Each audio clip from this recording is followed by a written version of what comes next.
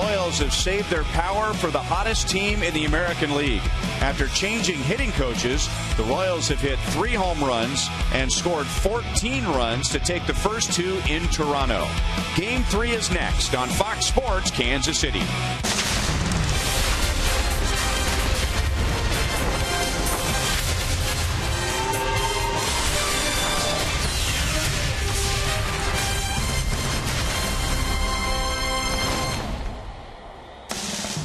Royals baseball is presented by Academy Sports and Outdoors. And when the Royals arrived at Rogers Center on Thursday night, the Blue Jays had a 9-game winning streak, and now the Royals have taken the first 2 games of the series, outscoring the Jays 14-7. Hi, everyone. Welcome back to the ballpark. I'm Ryan Lefevre. It's just 2 games, but that fresh voice, new hitting coach Dale Swaim, has the Royals offense going. The Royals arrived here. They had lost 4 in a row, 3 to the worst team at the time in the American League, the Houston Astros. By the way, the Astros have won 7 in a row after sweeping the Royals. But now, with the Royals changing their focus, or at least listening to Dale Swaim's approach, looking for pitches at the belt or above, it's paying off in Toronto.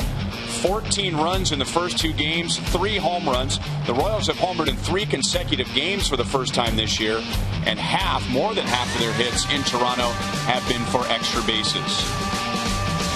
And let's welcome in Rex Hudler. And for whatever reason, and I'm sure Pedro Grifol was teaching the same things as Dale Swaim, but the Royals have connected with looking for pitches up in the zone here in Toronto. It's working. For weeks we've seen, actually for months we've seen early this season, the Royals swinging at pitches out of the zone. They were up there, didn't look like they had much of a plan, and especially making contact with pitches in the dirt, not much you can do with those balls down low except hit little ground balls and singles. Now their focus has changed. They're starting to look up in the zone. They're staying inside the baseball. Look at Hosmer. That was a controlled swing. It's nice and easy. Alex Gordon taking a slice down that left field line for a big hit in that Game 1 series. But the biggest hit in Game 1 came off of Infante's bat. That was a beautiful stroke. He willed that ball over LAWRIE's head, and that got him rolling. But nice, easy swings are a byproduct of home run balls. Here it comes. There they are. They're starting to hit the long ball because they've been able to go to the opposite field. They're seeing it longer. And man, was that a beauty last night by Kane. Pilot to Bombardier. I think they're back. And they'd love more offense today to take some pressure off of Aaron Brooks, who's making his debut as a starter. The Blue Jays still lead the major leagues in home run, and all 7 of their runs in this series have come on home runs.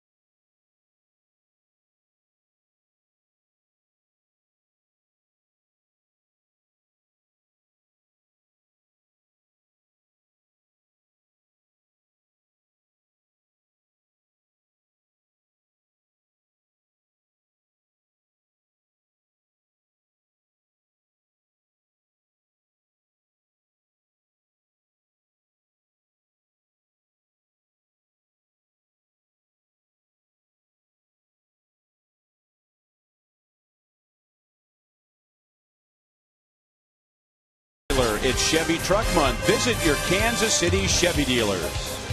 By the Missouri Lottery. Try the Missouri Lottery's new Lucky Sevens playbook. And by AT&T, mobilizing your world.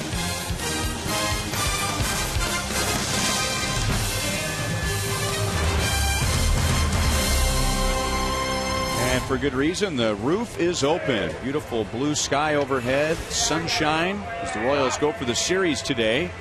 And Ned Yost has Omar Infante out, so Alcides Escobar will bat second.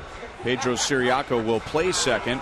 Also, Salvador Perez gets the day off, and so does Lorenzo Cain. So that's quite a lineup for Ned Yost today. And with more on that, let's welcome in Joel Goldberg. And talking to him this morning, Ryan, it's not an easy decision, but he's also thinking about this turf here and those 3 players that have an injury past and have spent time on the disabled list. So Ned Yost going with this lineup for the afternoon game after the night contest. This turf's tough. It's tough on backs. It's tough on legs. And with Omar coming off his back injury, Cain with his legs, it's a good day after a night game, quick turnaround day game. Good day to give them a break. And guys were back here early this morning, and so it's a day off for those 3, although maybe we see them later in the game, and then fully rested and ready to go for Mark Buehrle in the series finale tomorrow, Sunday afternoon. Ryan? All right, Joel. So, yeah, the Royals will have Buehrle tomorrow, and today they'll be facing a pitcher they have never seen before. I'm sure they've heard a lot about. Right-hander Marcus Stroman, who will be making his 6th Major League appearance and his first Major League start. And the Royals will be starting Aaron Brooks, who will be making his 2nd Major League appearance and his first Major League start. The umpires are already on the field with Larry Vanover at first base. He's the crew chief in his 22nd year as a Major League umpire. Gabe Morales will call the balls and strikes. Angel Hernandez is at second base, and Adrian Johnson is at third. And there he is. And for fans of the Royals going back into the 80s, the comparison that is made with Marcus Stroman most commonly would be Tom Flash Gordon. Yeah, and that's just from size only, but size doesn't really mean much in this game. If you have what it takes, and the Blue Jays obviously believed in this kid, you can get the job done. He goes 90 to 95 with his fastball. We might see a little bit above that. However, slider, his changeup's pretty good. He's developed that in more confidence in spring training this year. He uses that against lefties and righties. He's been mainly a reliever in his big league career. It's very short, but this is an opportunity for him. Now, he's going to be really nervous and have some jitters because his grandmother told him, "I'll be there for your first Major League start, son." Well, unfortunately, he'd lost his grandmother, so he's going to have some emotions out there on that mound. You're going to have to contain him. Defensively, the Royals aren't the only team that has a good outfield in the American League. These guys play with their hair on fire. They're good. Bautista, man, you can't run on him. Cabrera's got 5 outfield assists. They play pretty well.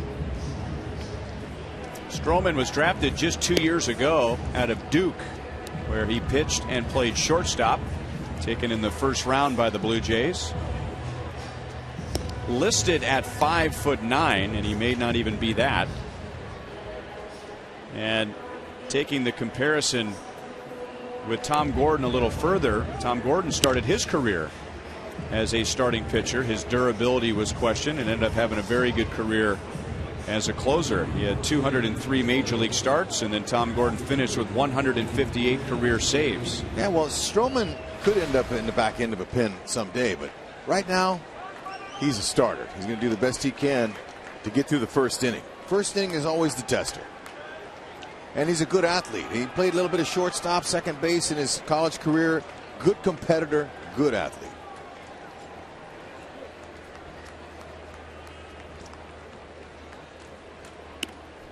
Just a little high, ball one. Nori, 3 hits and a walk in the first 2 games. He has scored 1 run. Royals are 18-4 when he scores a run. Fighting the sun, Brett Lawrie to the line and makes the play.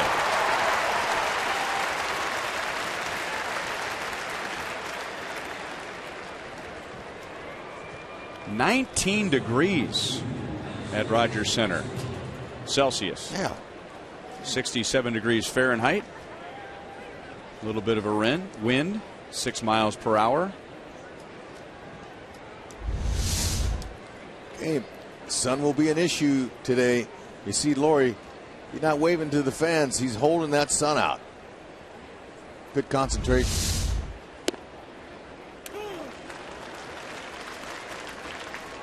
Escobar had 3 hits Thursday and was hitless last night. So he bats second with Omar Infante out today. 95 and then 96 with his first 2 pitches to Escobar.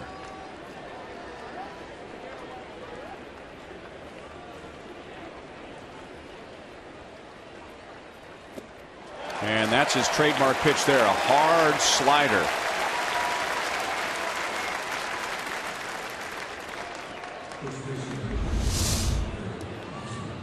Look at him stay on the side of that ball and get that good movement away. Got him off balance. Yeah, he's saying that's right. It's my game today. He appears to be chewing gum with confidence. Would you agree? I would, and you know, he needs to. 96 to Hosmer.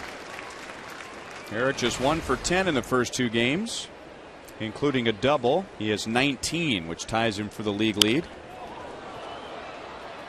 No balls, 2 strikes. Looks like he's got a nice, quick arm delivery. He's right downhill, and that's where they want to keep him. He's pretty effortless. He looks like he's very smooth. That ball's coming out of his hand with some life.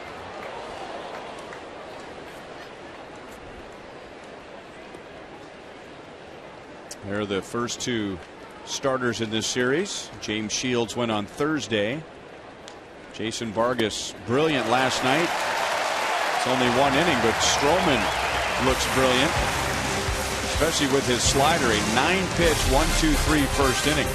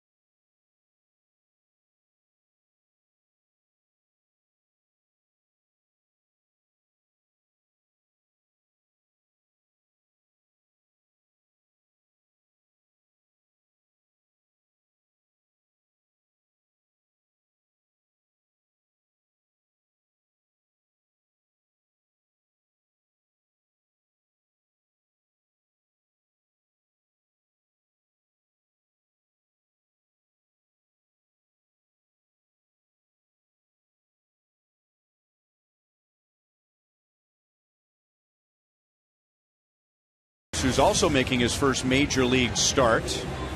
Stroman, 9 pitches, 8 strikes, getting the Royals in the top of the first. And now Aaron Brooks against Reyes, Cabrera, and Bautista. Okay, now he may not have the velocity. As a matter of fact, he does not have the same type of velocity. He'll go 90 to 93 with his fastball. He's 6'4", 220, wants to get some downhill angle, slider, curve, and a changeup. He'll mix them all.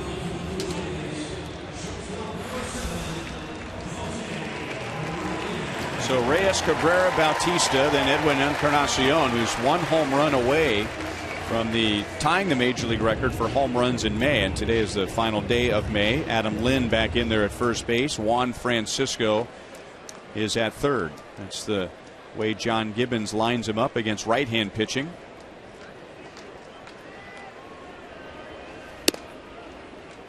Ball 1 to Reyes.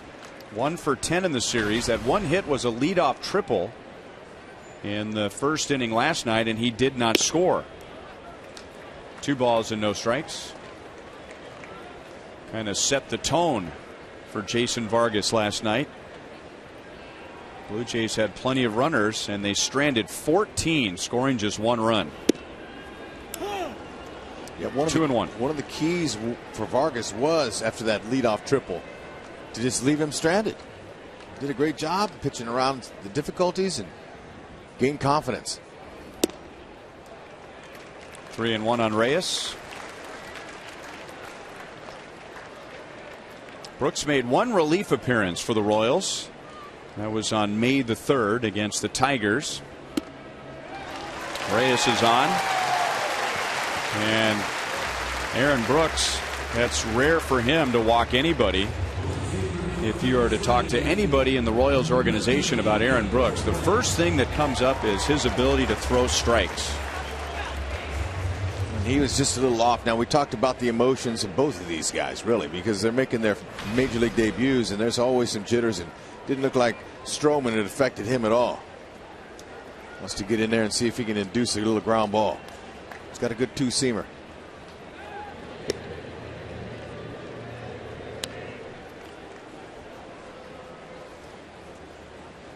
Aaron Brooks is 24 years old. Royals drafted him out of Cal State San Bernardino in 2011, 9th round. And Cabrera gets nailed, and right away the Blue Jays have 2 on and nobody out. You could hear him yell all the way up here. That hurts. Lots of times hitters know it's coming, and you'll scream before he even hits you. And if that got him on the elbow, that's a bad spot to get hit. Oh, yeah, right in the back of the elbow. It's not good to get hit anywhere, but that elbow,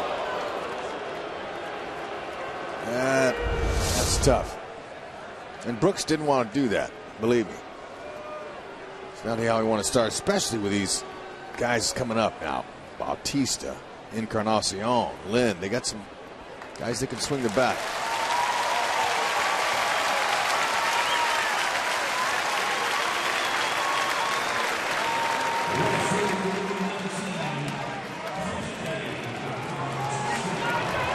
Take a look at our forward around the horn defense. Brett Hayes, he's going to get the call to catch, give Salvi a little breather, but also there's some familiarity there with Brooks.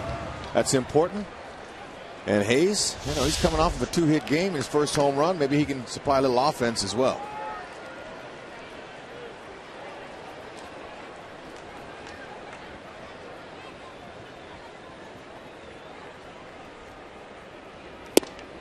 So throw a wrinkle in there, and that's in for a strike to Bautista.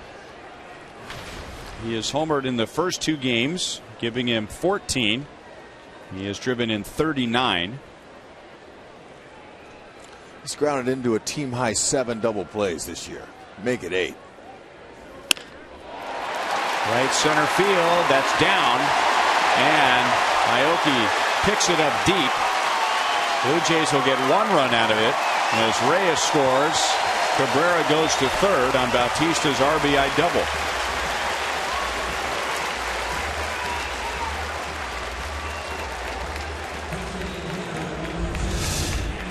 Brooks is in trouble early.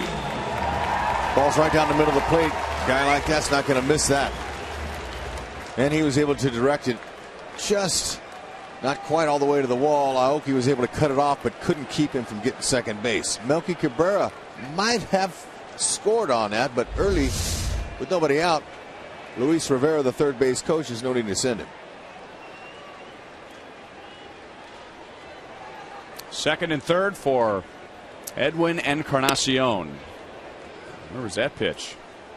Well, they'll call it a swing, even though that came out of Encarnacion's hand. We've seen him hit that ball there about 450 feet. And he wasn't ready for that, but he looked like he wanted to swing. But that's a nitro zone for him.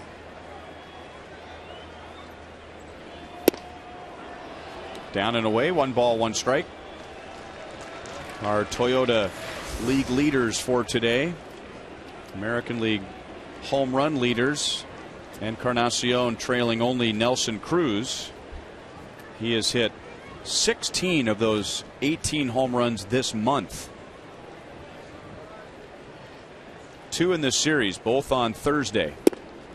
Back with a slider again. 2 balls and 1 strike. He is trying to tie Barry Bonds, who had 17 home runs in 2001. That's the major league record for May. And Bonds that year went on to hit a major league record 73.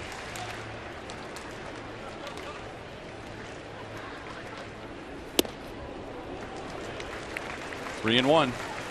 He really can recognize his pitch. He's in such a groove right now. He only swings when he knows it's his pitch. And speaking of Barry Bonds, he was the last hitter that I really watched that admired how he wouldn't even swing the bat unless it was right where he wanted it. That's tremendous plate discipline.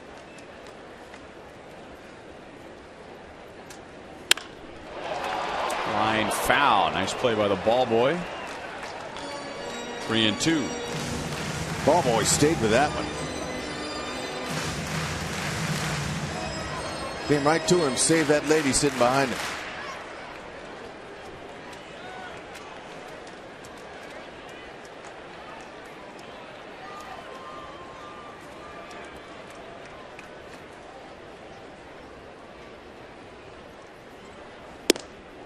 Ooh, man. Welcome back to the big leagues. Sure didn't miss by much.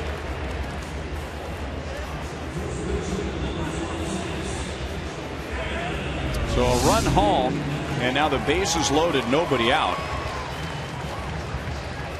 And Brooks will get Adam Lind. Cabrera hit by a pitch at third. Bautista RBI double at second. And Encarnacion at first. Mentioned Brooks has appeared in 1 game for the Royals prior to today. That was on May the 3rd against the Tigers. He pitched a scoreless 8th inning. And then the Tigers scored 6 against him in the 9th. Torrey Hunter had a 3-run home run. The Royals sent him back down to AAA. And while with Omaha, he went 4-0 in 4 starts with an ERA just a shade over 2. So he was the best candidate to be called up for today, filling in for Yordano Ventura, who was skipped with the elbow soreness. He's in a world of trouble now. He's got to figure out a way to get it out. 0-1 on Adam Lind.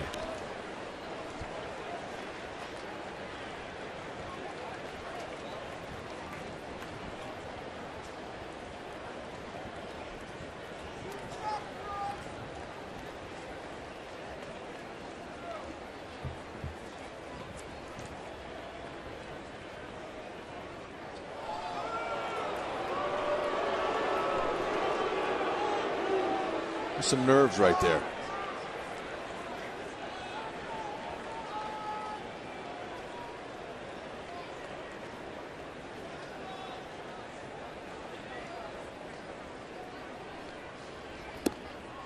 Changeup is outside. 1 ball, 1 strike. You've got to trust your stuff. You've got to really get in there. Those hitters are preying off of the body language. They all know it's his first big league start. So inside that Blue Jays dugout, they're saying, let's get him. Looks like he's a little nervous. There you go. Back with a change. 1-2. That's a nice pitch in a good spot. If he could do that again, he might get a ground ball. Roll him up. He'd exchange a run for a double play right here in a heartbeat.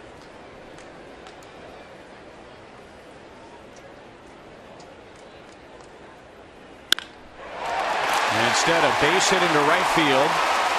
And now coming around third, Bautista. Then the stop sign went up late by third base coach Luis Rivera. He was going to wave home Bautista, but AOKI got to that ball quickly.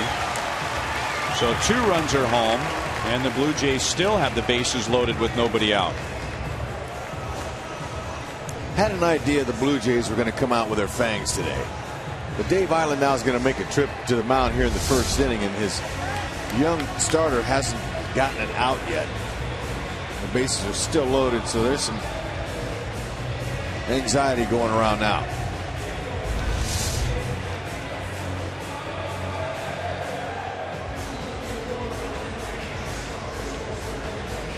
Five straight have reached on just 2 hits.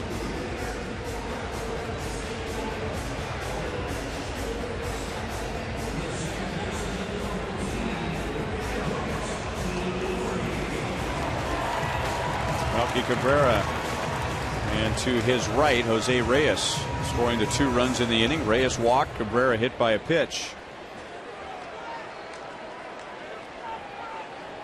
He put a sleeve on that right arm. He was hit just behind the elbow. Fouled away by Brett Lawrie, 0-1. Yeah, apply a little pressure there.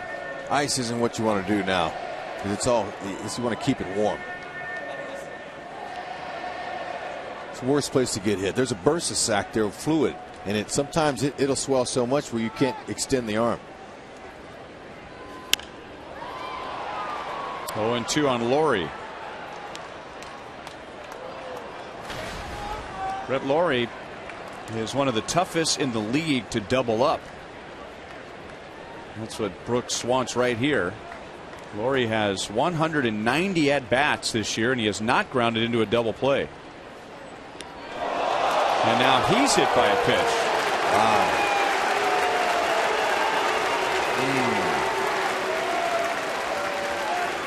6 have reached, and only 2 with hits.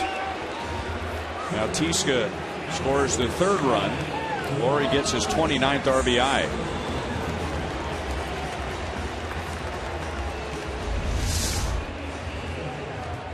Brooks is going to have to settle it down. He's going to have to keep the ball low, let him put it in play, and let his defense take over. If he elevates, he's going to continue to have some more difficulties, especially with this guy. He's a very powerful swinger from the left side. Starts him off with a good change, 0-1.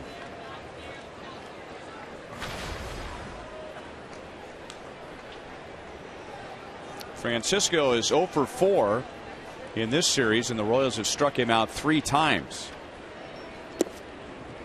1 ball, 1 strike.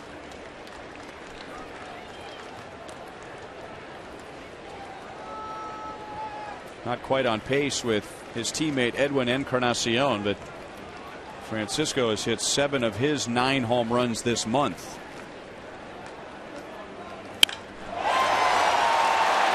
No play for Dyson, and that bounces over the wall for a double.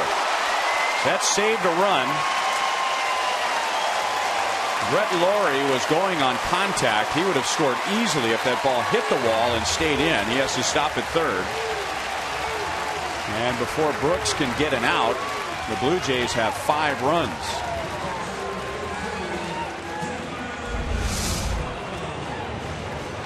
This one just spun, didn't do a whole lot. Just stayed right up in the middle.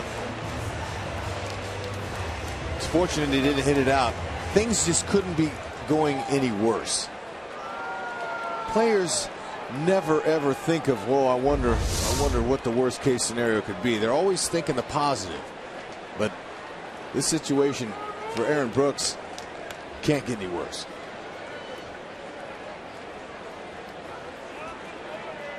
This is the 36th time this year the Blue Jays have scored first, and they lead the league in that category. They have also scored the most runs in the first inning this year. 25 pitches for Brooks without an out. And now Navarro with Lawrie at 3rd and Francisco at 2nd.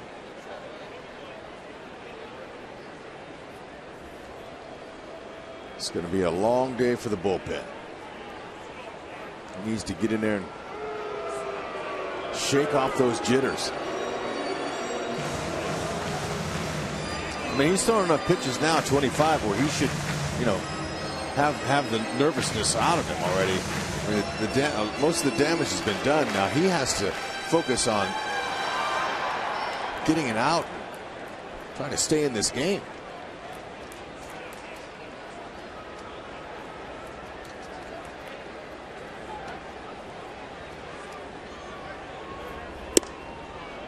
A little bit inside. 1-1 on Navarro. 2 out of 6 in the first 2 games with 3 strikeouts.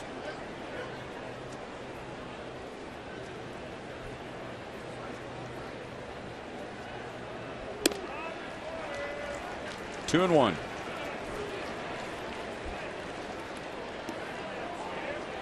Two walks, 2 hit batters, and 2 doubles.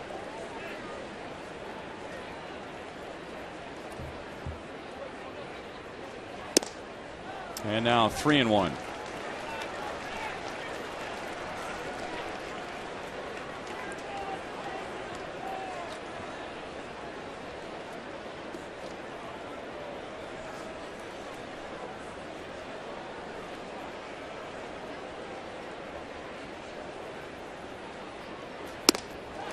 And that's a 3rd walk in the inning. Well, this is the big leagues, and it's his first big league start. But just to give you some perspective as to how out of character this is for Brooks, he has struck out 327 in the minor leagues and walked 64. And last year he was the AA pitcher of the year for the Royals. In 103 2/3 innings, he walked 11. As Gose fouls it away and then lost his bat. That was the 30th pitch of the inning.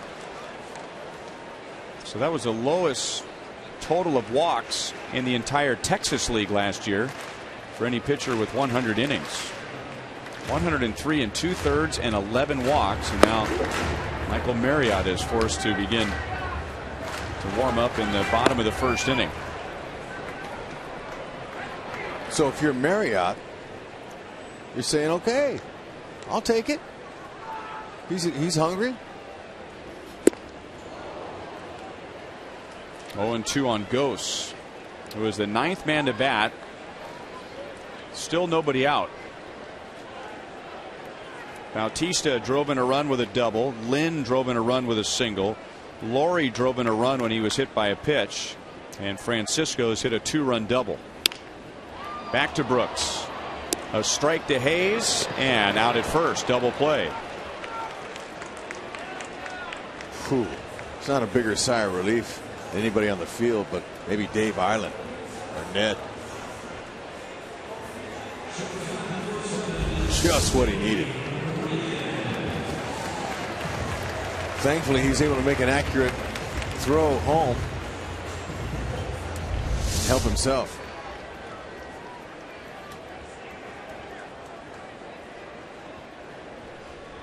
And now Reyes, who started all this with a walk. That will drop on the track and kick back into the seats.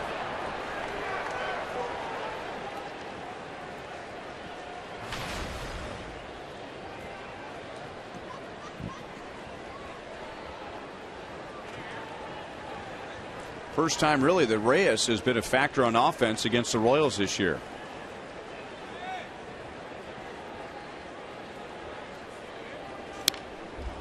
And he's down, no balls, 2 strikes. Reyes just 3 out of 24 against the Royals. He committed a huge error on Thursday night. If he makes an accurate throw to first, which I'm sure he's done 1,000 times in his life, if not more, the Blue Jays win the game, but he threw it away, and the Royals took the game in 10 innings and then won last night.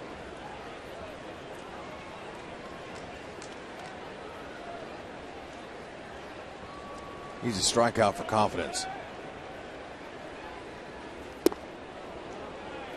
Started to chase it. 1-2.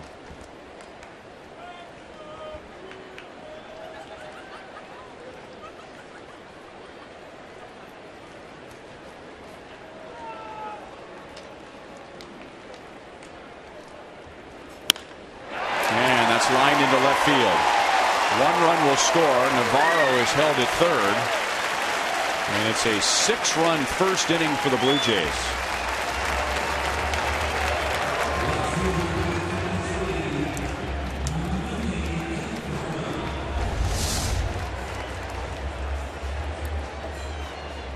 Fastball saying hit me.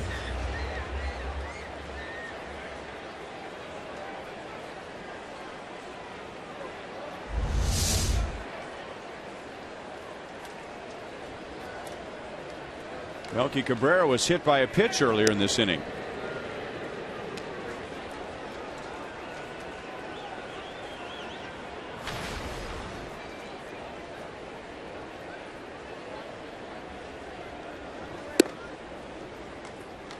High and away for ball one.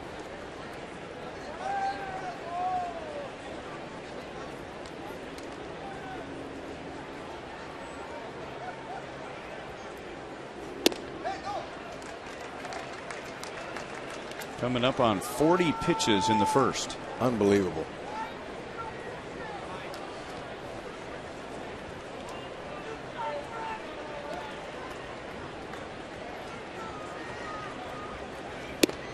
Is falling off to the left like that. It's going to leave that ball up and away. So he's not pitching downhill. And with a good 6'4" height, he wants to be able to line himself up and try to stay right down over the top. And he's not. He's leaking.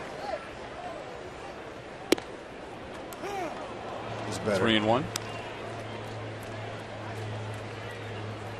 And this really helped wake up the Blue Jays, who were 0 for 10 with runners in scoring position last night. Today in this inning, they're 4 for 5. Reyes runs and Cabrera fouls it back.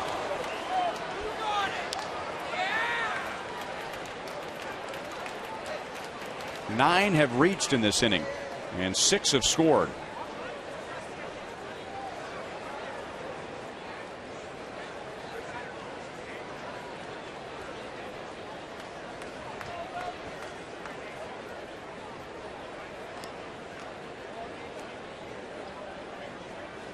Reyes takes off again, and Cabrera grounds it up the middle. That's over second base into center field.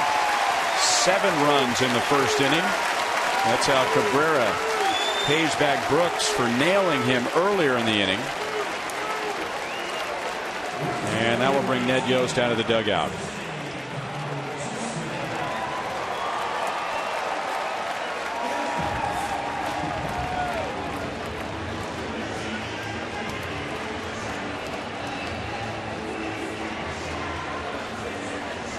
Well, it's happened to everybody. And it just seems so much worse when it's your first major league start. But there's not one guy in the dugout, one pitcher in the dugout, waiting to greet Aaron Brooks, who hasn't been there, done that. You're right. They'll try and pick him up. Chevy call to the bullpen. Michael Marriott with runners at first and third and 2 down in a 7-run first inning.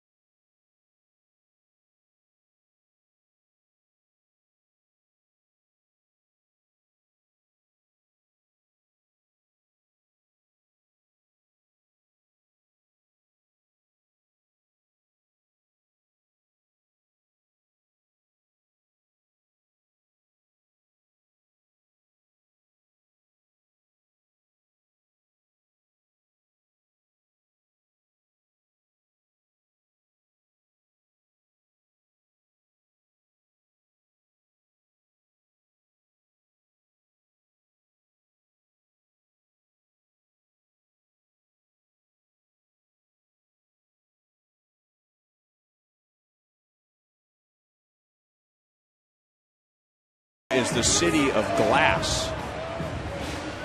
Seems like there are hundreds of high-rise apartment and high-risers in downtown Toronto, all with glass, with great views of this beautiful city. Marriott, go to work. How about that? Can you believe that? I was just going to say, watch Michael Marriott make one pitch and end the inning, and that's what he did. Only in baseball. My, oh my.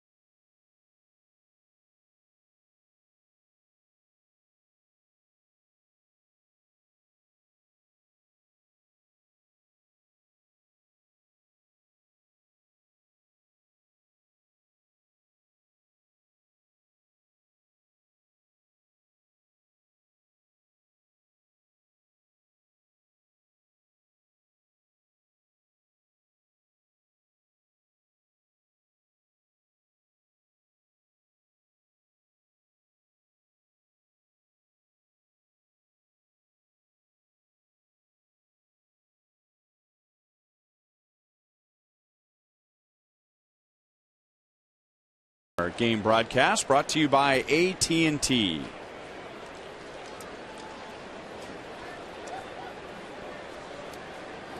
Well, the two innings couldn't be more different. As Stroman throws a strike, he needed 9 pitches to get through the first inning. 8 of the 9 pitches were strikes, and he struck out 2, and then it took 43 pitches for the Royals to get out of the bottom of the first. Now he's got to hold it. 7 runs. It seems like a huge lead, but if you remember, May 19th, back at home, Jason Vargas, he got 5 runs from the Royals in that first inning, and he couldn't hold it. The Royals end up losing 7-6. Sometimes early leads are hard to protect because you got a long way to go. Hopefully that's the case today for the Royals. They can start chipping away. 2-2 on Billy, who has a 5-hit series. Billy leads off here, and last night all 4 of his at-bats led off an inning, and 3 times he singled and scored. Royals have not picked up that slider yet. They are seeing it for the first time. Now Stroman has struck out 3 in a row. All of them have not been strikes. They're all off the plate. And if they keep swinging at him, he'll keep throwing them there. That thing breaks late, doesn't it? It's a nice one.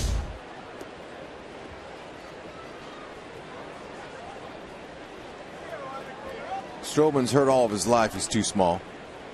He says he doesn't care about that anymore. He's past that. Got a nice, easy motion, very simple mechanics.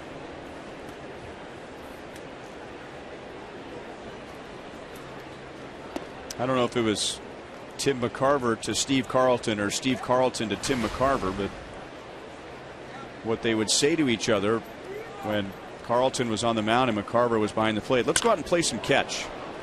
There's a line drive to right field, and that'll bounce off the wall. Alex Gordon, who has already doubled and homered in the series, is at second base with 1 out.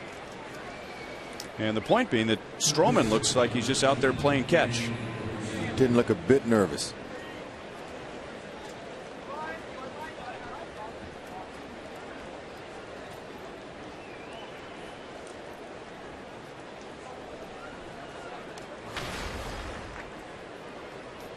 Danny Valencia. He had been out since Saturday with that sprained left hand. Returned to the lineup last night and was 0 for 4. And Stroman is in with a strike. Stroman's going to get ahead with his fastball and then finish it with that little wipeout slider he's showing. So better be ready to hit early.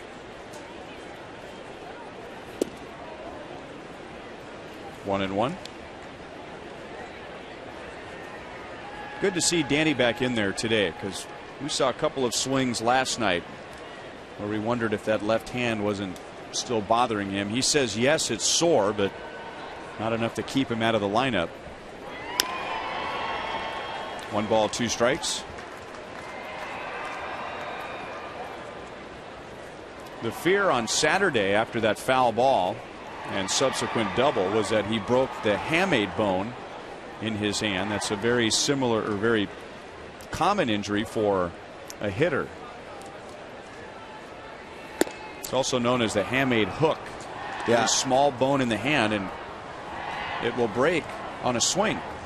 And how it happens is it's always the bottom hand, because the knob of the baseball bat rubs up against that. There's the first Royal to lay off that slider. 3 balls, 2 strikes. He'll keep throwing it there if they keep swinging. So that's a good job. Now look for the cookie. 3-2. He's got to come in there with it.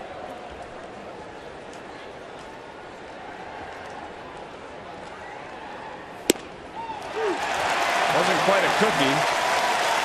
Fastball on the outside part of the plate. Valencia is not sure it was a strike. And that's 4 strikeouts for Stroman in less than 2 innings. It's too close to take with 2 strikes unless you want to go back. You got to hack.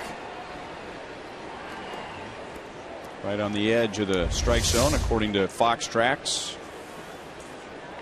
So 2 down with Alex at second for Brett Hayes, who is a new man at the plate. He's got him a batting average now. Started the game on Wednesday afternoon against the Astros and had a couple of hits, including a home run, putting an end to an 0 for 27 to begin the year. So he's got that load off of his shoulders. And he grounds it for a base hit to left field. Here comes Alex around third. Melky Cabrera's throw will be cut off. And now Brett Hayes has 3 hits in his last 2 games, and he puts the Royals on the scoreboard. All right. That was a slider that was up.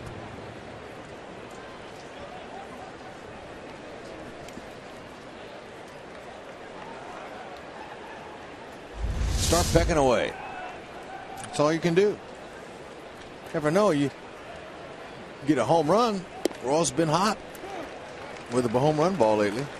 Ball's going to be carrying out here today.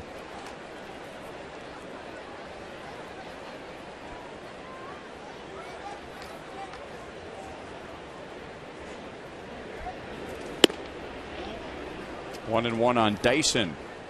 He gets the start in center field today as Ned Yost is resting Lorenzo Cain, also resting Omar Infante and Salvador Perez. I want them, at least 2 of those guys, standing out on the turf all game. 2 and 1. Lorenzo with his history of leg injuries, and he works out quite a bit before every game to get the legs stretched out and loosened up. This is a day game after a night game. That's always a good time to give a player a little extra rest.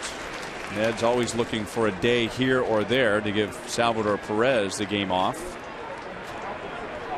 If you're an extra guy, you love days like this. That's what you live for. That once or twice a week start.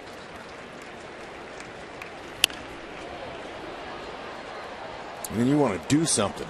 You want to be a star. Like Lorenzo Cain, who's our Honda most trusted player. Last night he was for sure. Short to the ball. And then he leaned back on one. I mean, he got it. Shot that out of a cannon.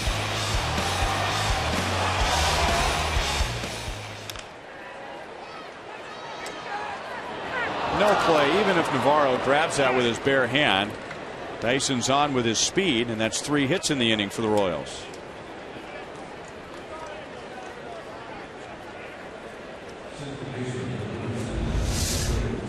How about that?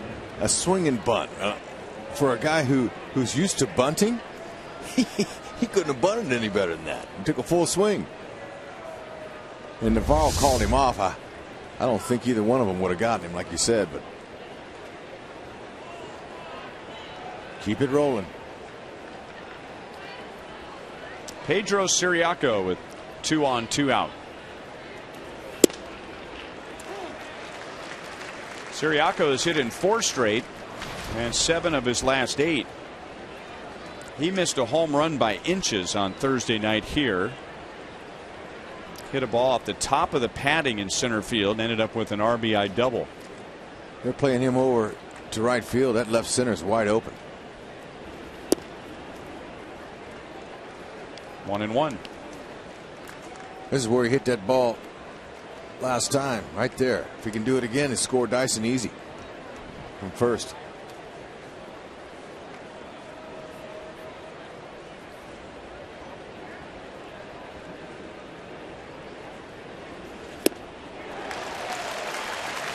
One and 2. Royals have scored a run, and they've made Stroman work a lot harder in this inning. He only needed 9 pitches to get through the first, and he's thrown 25 in this inning.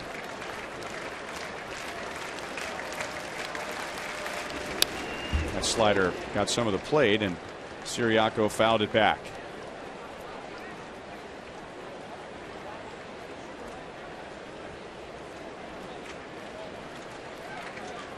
Stroman made 3 relief appearances when he was first called up and only gave up 1 run. But in his last 2 relief appearances, he gave up 8 runs, so he can be hit. Reyes connects with LAWRIE at second base for the force on Dyson. Royals get 1 on 3 hits in the second inning.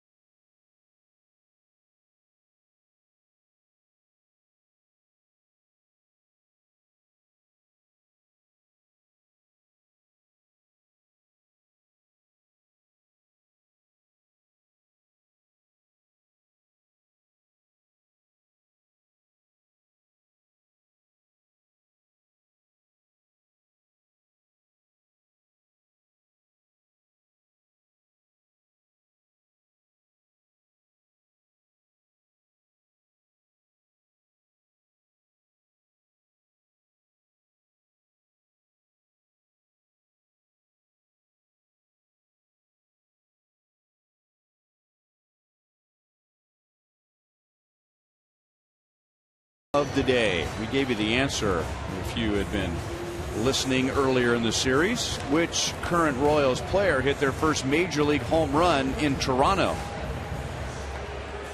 I actually was listening. I know, but I'm not going to give it away. The answer is not all of them, but just no.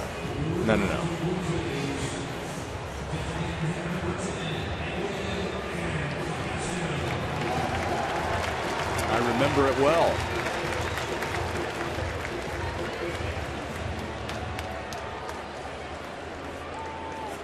Michael Marriott begins the bottom of the second inning. Aaron Brooks, in his first major league start, gave up 7 runs as the first 11 reached. And then Marriott came on. He threw 1 pitch, and Bautista popped out to Brett Hayes to end the inning. And now a strike across the knees to Edwin Encarnacion. 7 runs on 5 hits for the Blue Jays in that first inning, as Aaron Brooks walked 3 and hit 2. 0-2. By the way, that was a Blue Jays record. 8 consecutive hitters reaching to begin the game. Their previous career record was 7 in a row.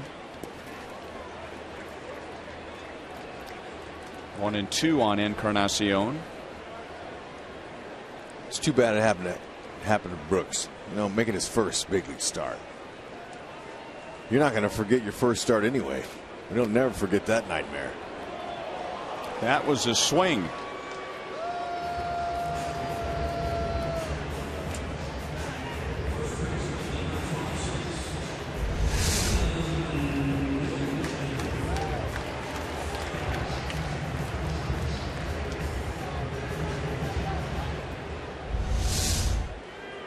And now Marriott gets Adam Lind.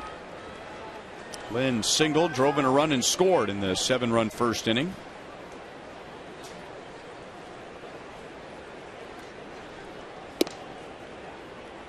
Outside for ball 1. Home plate umpire Gabe Morales. He's been consistent, but he's not giving the corners. Right off of Brett Hayes' mask. 1-1.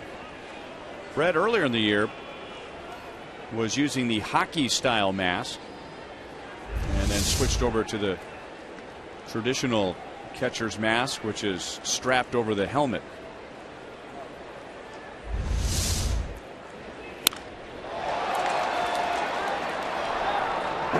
One ball, 2 strikes.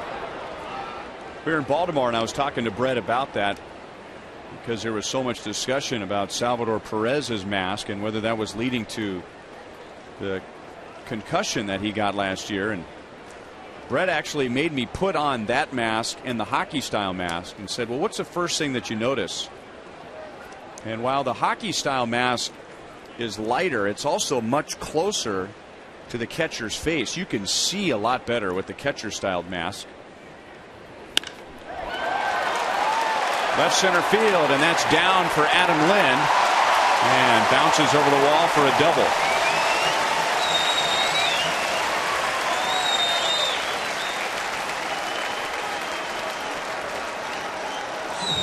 Did Brett Hayes then proceed to back you up and get a hard ball and throw it at your face? Thankfully, he didn't give me that test, but we just were discussing that. I mean, Brett Hayes is old enough. He remembers the old iron catcher's mask. He probably wore them in Little League and in high school, which absorbs more of a foul ball. The masks are so much lighter now, but the head takes more of the brunt of the foul tip.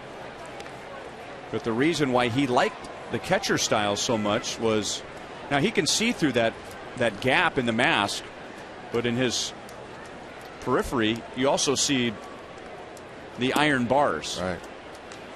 Where that catcher style mask, you see no bars at all. It's almost like not having a mask on at all.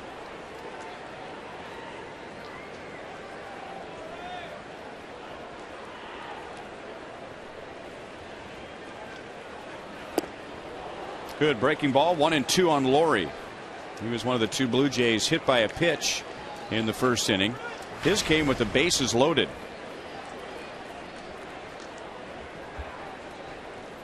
He likes eye black. He does. That's that Bryce Harper look, isn't it? I think so. Low pitch is driven out into left field. Coming around third is Lind. Alex's throw hit the runner. Good strong throw, and if it doesn't hit Adam Lind, I think that's a nice long hop for Brett Hayes, and perhaps another outfield assist for Alex Gordon. But the throw hit Adam Lind. And Alex had time to gather himself. You could see Rivera saying, "You got to go." So Alex really geared up. Had he just made that throw closer to the first base side, it might have had a play on it. Showing off that arm. Too bad.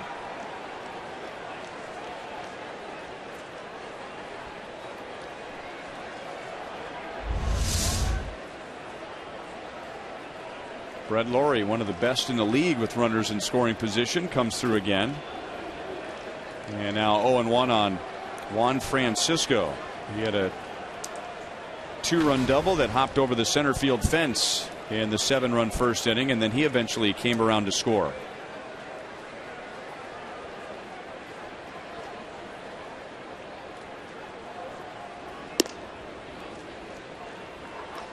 One and one.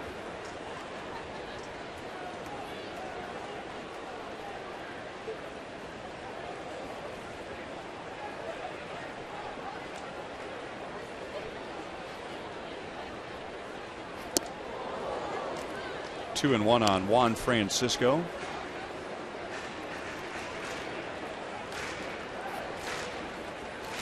He has homered 9 times. The Blue Jays have homered 80 times. That leads the major leagues, and it's 10 more than the next closest team, the Rockies. On the ground is Siriaco, out at second, and Escobar lost the ball in transfer. That's the ruling by second base umpire Angel Hernandez.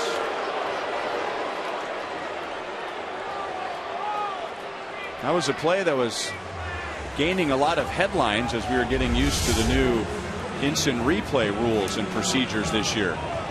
Yeah, thank goodness they changed that, because you have to be so quick to protect yourself as an infielder, even as a catcher, when you get that ball and you have to transfer it so quickly. And they have great hands, and that was an out. He was just transferring it.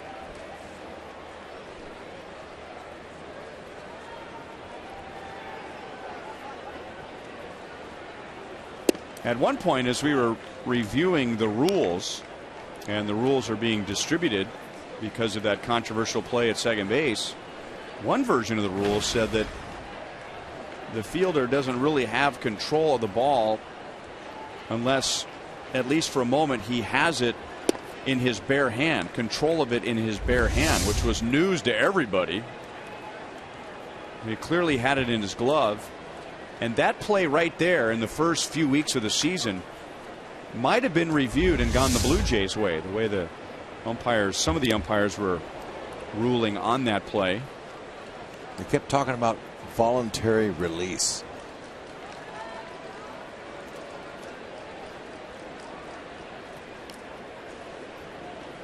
That one was a little different because Escobar had it in his glove for quite a while, but as you said, the guys with the really quick hands going from glove to hand.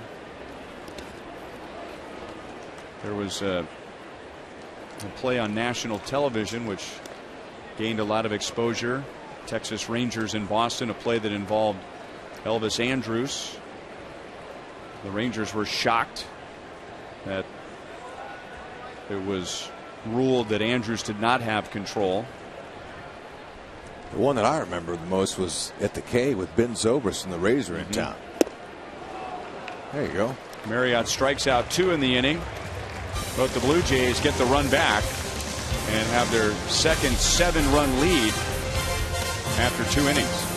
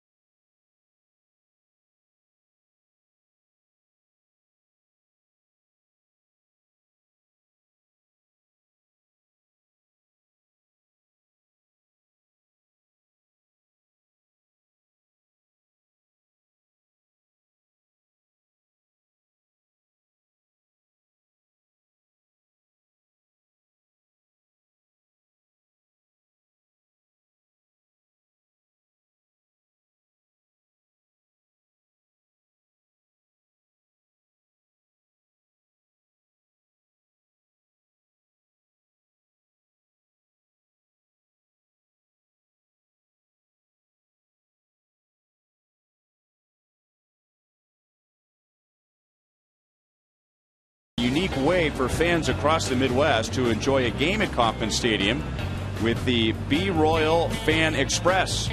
Fans in select cities will have the opportunity to win a seat on the bus, a ticket to the game, a Royals jersey, a hat, and much more. The first stop is only 1 week away in Topeka, as Fox Sports Kansas City, Cox Cable, and AM 580 WIBW are bringing the best fans from the state capital to watch the Royals and the Yankees. So be sure to listen to AM 580 WIBW, a great and longtime affiliate on the Royals radio network, for a chance to win your seat on the B Royal Fan Express. Sounds like fun.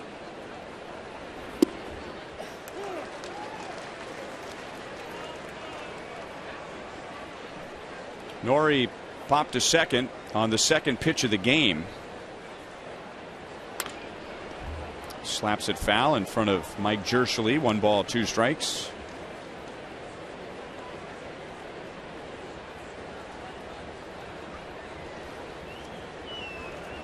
Stroman had an easy first inning on just 9 pitches, and the Royals made him work in the second. He threw 27, and the Royals got their first run. Stroman has already struck out 4.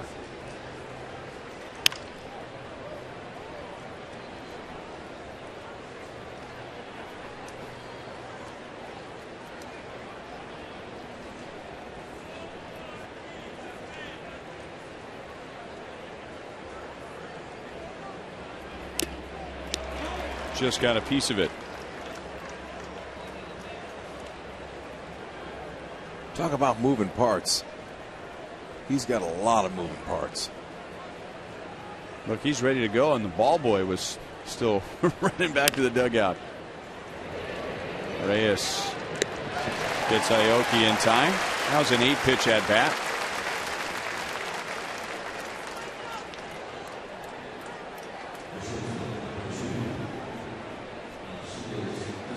And now Stroman gets ALCIDES ESCOBAR.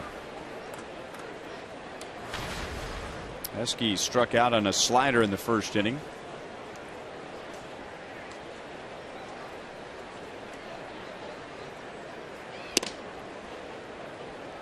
Almost hit him.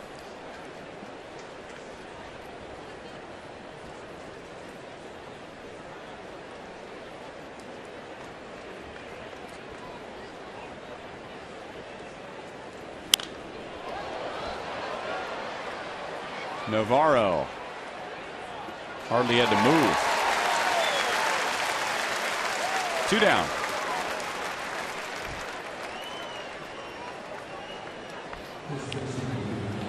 Aaron Brooks got the start with Yordano Ventura bothered by a sore elbow, and Stroman gets the start in place of Drew Hutchison, who is supposed to start today. We found out after the game last night that Stroman was being called up.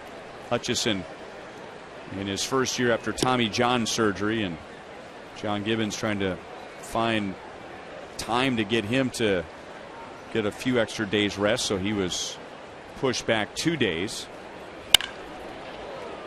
Brett Lawrie should get an outfield assist for that throw, as Hosmer hit it right to him in shallow right. 3 up, 3 down in the third. The Blue Jays lead the Royals 8-1.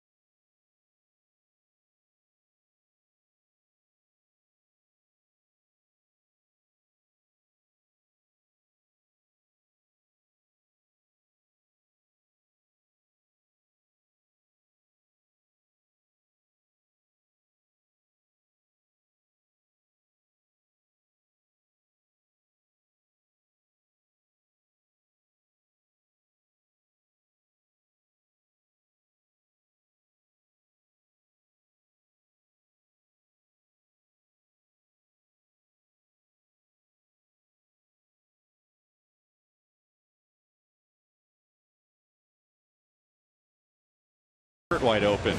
Make sure to join us on June 8th for Little League Day as the Royals take on the Yankees. Enjoy a day at Kauffman Stadium. That's Derek Jeter's final series in Kansas City before his retirement. Plus, if you purchase our special Little League Day ticket, you have the opportunity to participate in our pregame Little League Day parade. For tickets and more information, call 816-504-4168. Sounds like a good day at the K.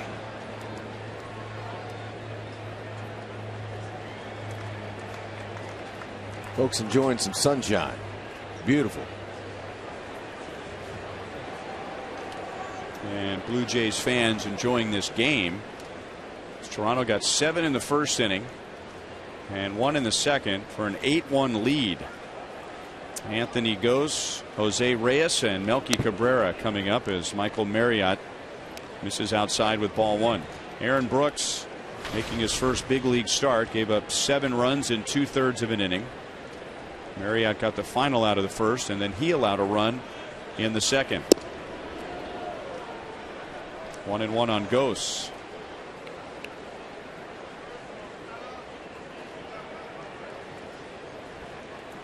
Gose grounded into a 1-2-3 double play in the first.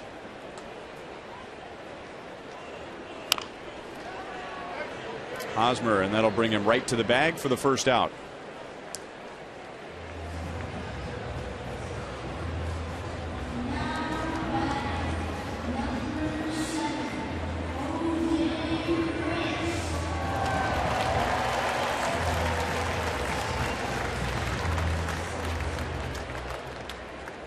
And now Marriott gets Jose Reyes.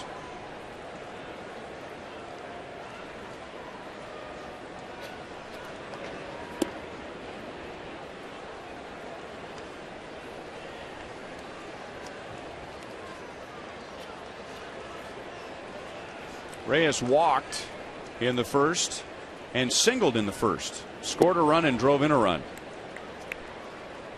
2-0.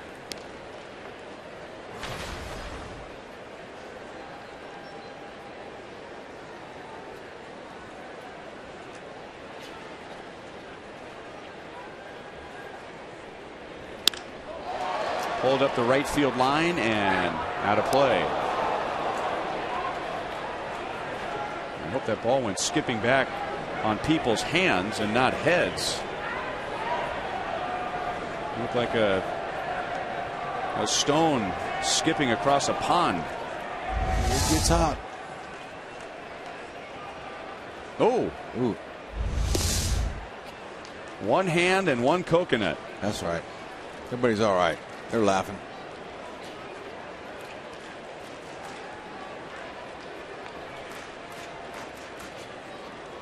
One lady's trying to blame it on the other lady, her friend.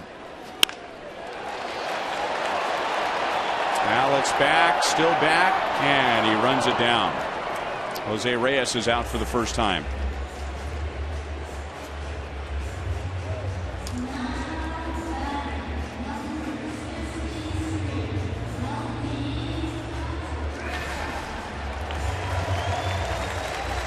Melky also batted twice in the first. He was hit by a pitch, and then he drove in a run with a single, and that was the last man that Brooks faced in that long first inning when he faced 11.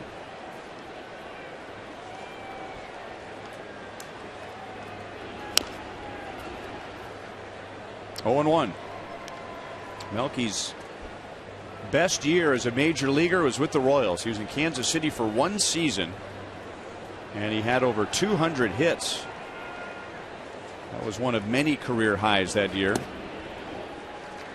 And the Royals had quite an outfield.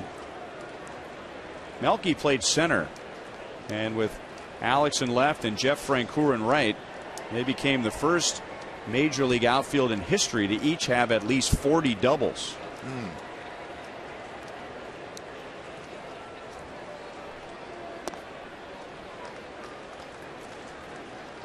2-1. Melky career highs: games, runs, hits, doubles, home runs, RBIs, stolen bases that 1 year with the Royals. Hosmer flips with his glove, and Marriott had to reach backward. His foot going in one direction to get on the base, his glove in the other to handle the throw. And the Blue Jays are down in order for the first time today. Lucky he didn't get hurt on it.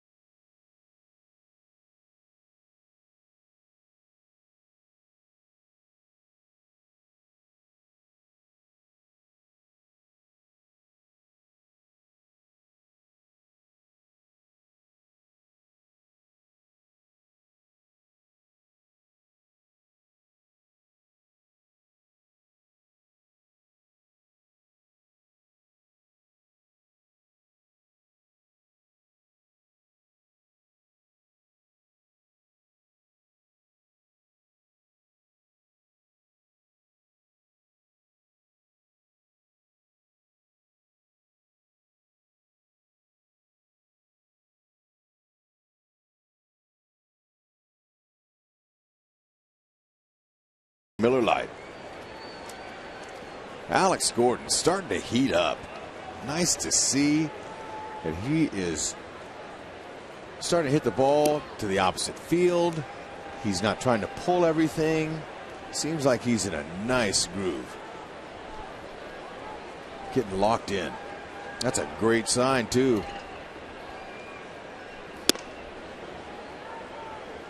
Two 2-0 on Billy. Stroman got him with a slider in the second inning.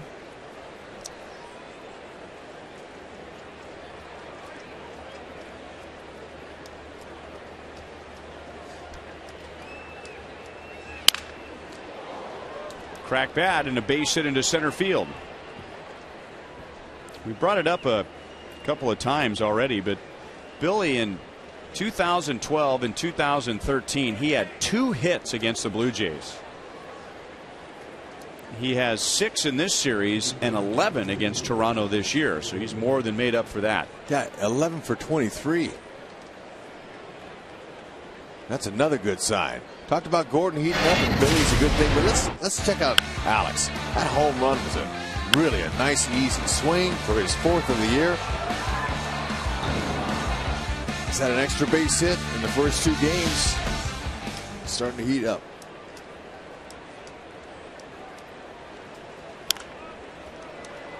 And when it comes to flash, Alex has very little. He's about as modest as any Royals player, but there's a little style at the end of that swing with the home run. Every once in a while when he hits one, he knows he got it. A little pose, he'll kind of throw his arms up a little. That's almost a natural reaction for a hitter that knows he hit it out.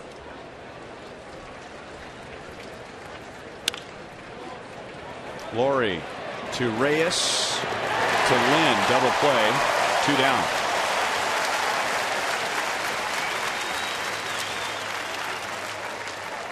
LAWRIE has some nice range, and he's able to play second base. Third base is his main position. I asked him yesterday, how do you like second base? He said, it's too much thinking. You're in every play, you got to know who's covering, what's going on here. He goes, third base, I can just relax and react and do my thing over there. The second base is a lot to it. You can't take a break playing second base. You got to know the outs, the count, who's running, double play, who slide hard. You know, you're always in the game at second base. You have to think, you got to move. He'd much rather just sit at third and react. And I asked him if he was a hockey fan too, and he goes, no. I mean, quickly he just said, no, I'm not a hockey fan. And he's from Canada. That was kind of shocking. Well, he's from British Columbia, which isn't quite as hockey crazy as this part of the country.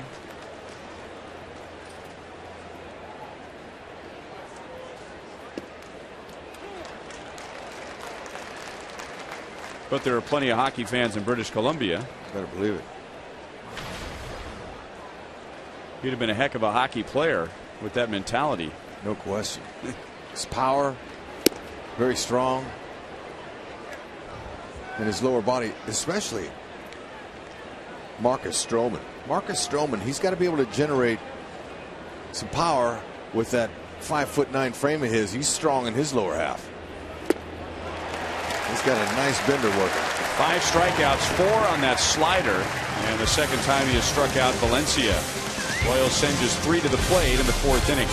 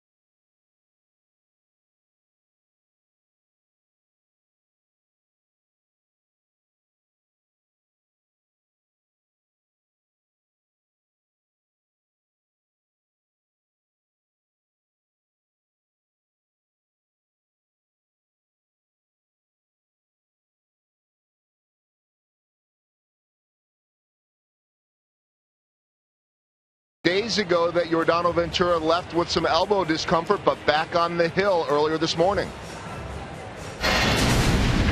The main thing was to test that elbow to make sure it was sound and it felt good. There was absolutely no pain, no discomfort, and he threw a 25-pitch light side, and it couldn't have gone any better. So that light side session was a nice positive step. Everything has progressed well all week long as the Royals had hoped. Provided he feels good after today, he'll have a regular side session on Monday. And then if that goes well, guys, expect Yordano to start next Thursday. Thank you, Joel. That would be against the Cardinals and against Michael Wacha. Royals play here tomorrow, then the 4 games with St. Louis, 2 there, 2 at Kauffman Stadium. Duffy and Shields will pitch the first 2 games in St. Louis, and then Vargas and Ventura, the 2 in Kansas City.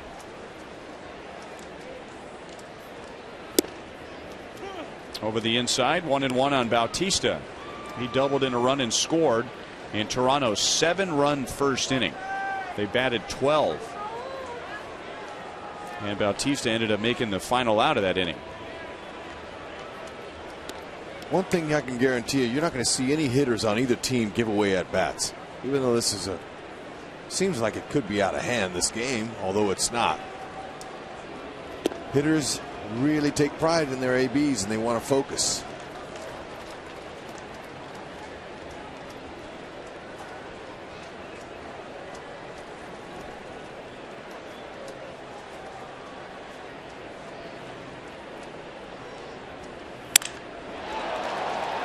It's not like he cracked his bat. Dyson started back and then came in late. So did AOKI. And Bautista ends up with his second hit today. Both hits in that same area. Neither one was hit very hard. And he's on to begin the bottom of the fourth. Power hitter like Bautista is, when he takes a full swing, most outfielders go back like Dyson was doing. He headed back and he couldn't get to it. Aoki did the same thing, and by that time it's too late.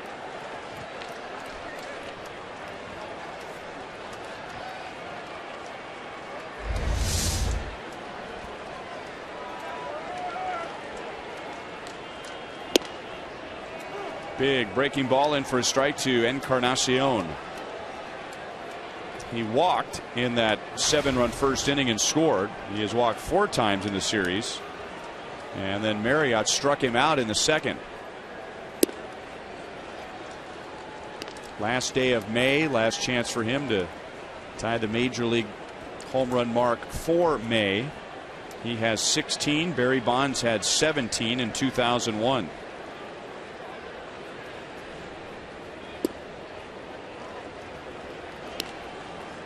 Two and one.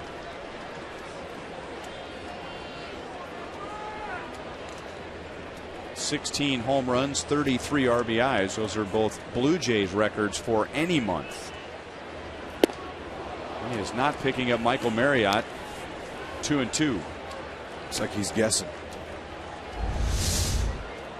Sure helps when you have sunglasses up there that can take the glare away.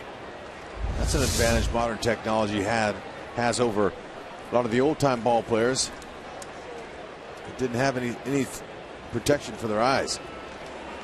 Sure makes a difference when you put those sunglasses on. You don't have to squint as much, and you can pick up the ball on a glary day like today. Some hitters, though, they don't like hitting with those glasses because there's a bridge, that goes over the nose, and it pushes them out. It takes away from your vision a little bit. Got to get used to it. Hit hard into right field. Bautista will stop at second. Blue Jays have 2 on, nobody out in the fourth.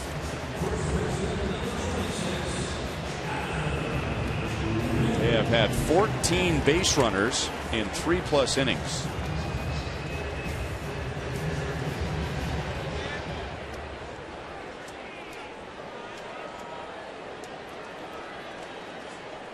Adam Lind, 2 for 2 today. A single, a double, 2 runs scored, and an RBI. 352. He's raking.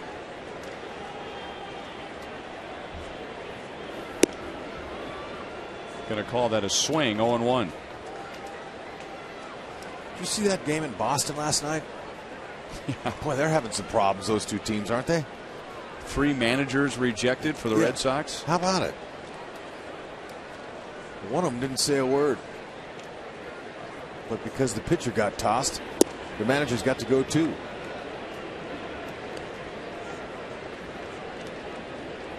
John Farrell was thrown out. Torey Lovello was thrown out.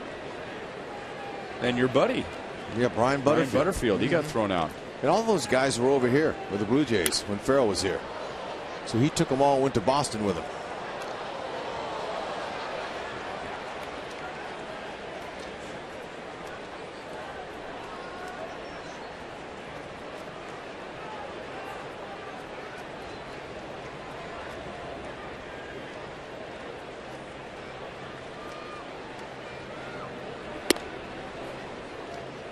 Two and two. James Shields has some history in the bad blood between the Rays and the Red Sox. Remember when Coco Crisp charged him at Fenway and Shields went with the haymaker? I remember it. It was very interesting to see professionals get angry. Coco Crisp was lucky that he had a boxing background. His father was a boxer because it needed a boxing move to keep his teeth. Deep right center field and just barely stays in. Bautista scores. Encarnacion is held. And Adam Lind is 3 for 3 with 2 doubles. And Toronto leads 9-1.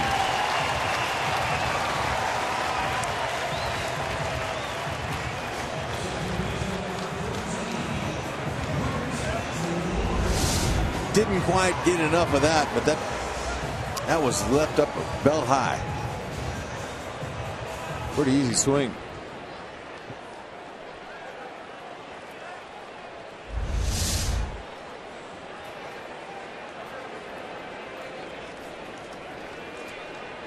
Royals bring the infield in halfway for LAWRIE. Foul back to our right.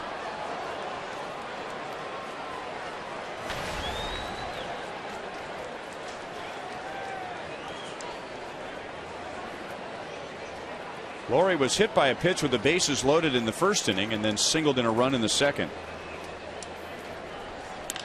And that's plenty deep enough to get a run home as Dyson goes back into the shadows. That's the first out. Encarnacion scores. It's now 10-1. And Lynn goes to third. Red LAWRIE has driven in 3, 1 in each of his first 3 plate appearances.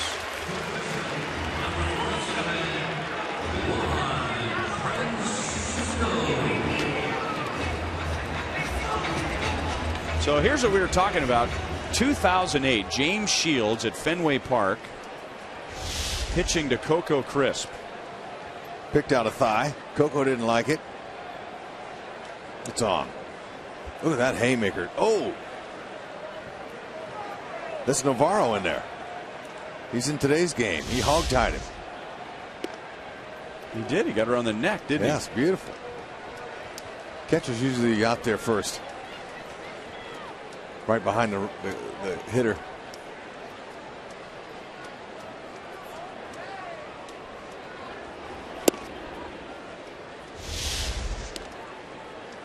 Watch this boxing move here.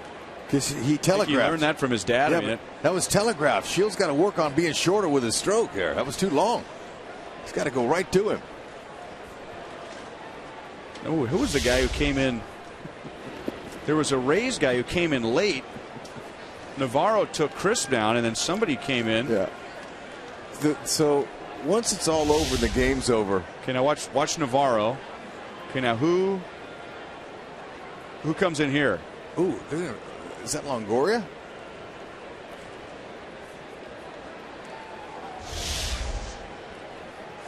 After the game, oh man, Marriott's not fooling anybody. And that's 3 RBIs for Francisco as he drives in Lynn.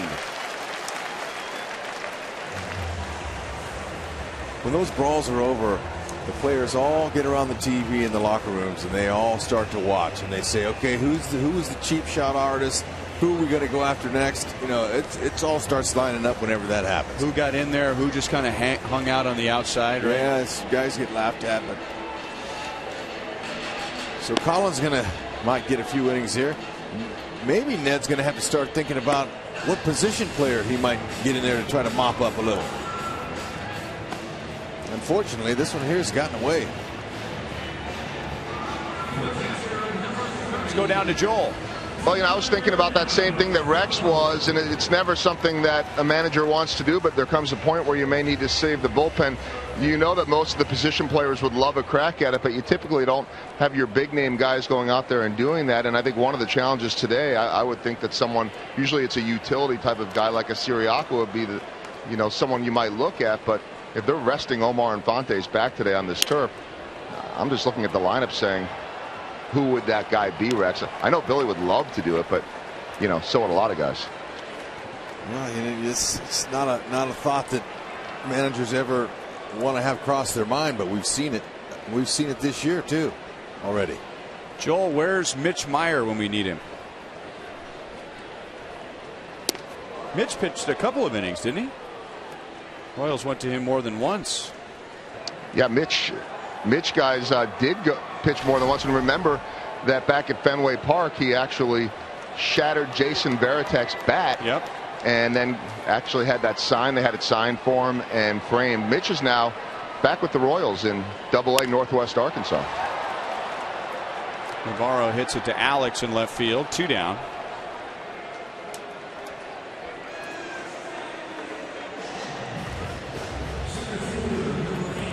Mitch Meyer was the last position player to pitch Now, he last pitched 2012 against the Indians, but here's that outing that Joel was talking about at Fenway Park. 1 out, 2 outs. Yeah, dropped a little breaking ball. He got a base hit, or one of those was a base hit, because here's the Varitek one. He jammed him.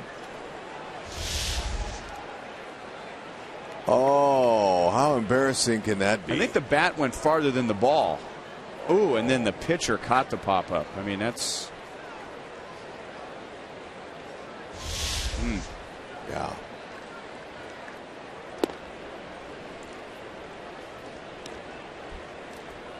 Drew Butera, who catches for the Dodgers, and he caught Josh Beckett's no-hitter the other day. He's pitched twice for LA, and I think in one game he threw 94 miles an hour. Jeez.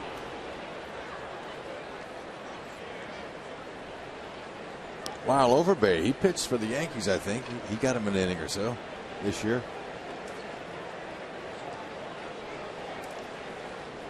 Drew's father, Sal, is part of the Blue Jays coaching staff. Sal Butera.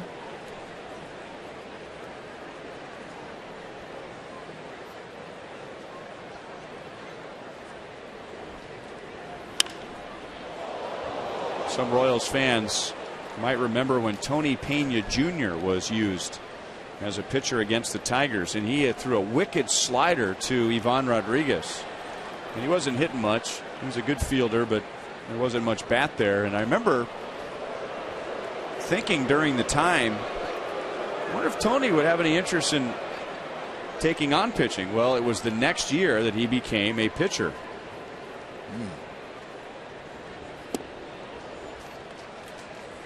2-2. How hard do you think Escobar could throw if he pitched? With that arm he's got? And I don't know if you guys have seen this, but down in the minors this year, Jeff Francoeur has come into a bunch of games and pitched, to the point where I've heard that some teams actually wanted to look at that a little bit. Hosmer to the bag in time to get goes. 3 more runs for the Blue Jays in the 4th, and they lead by 10.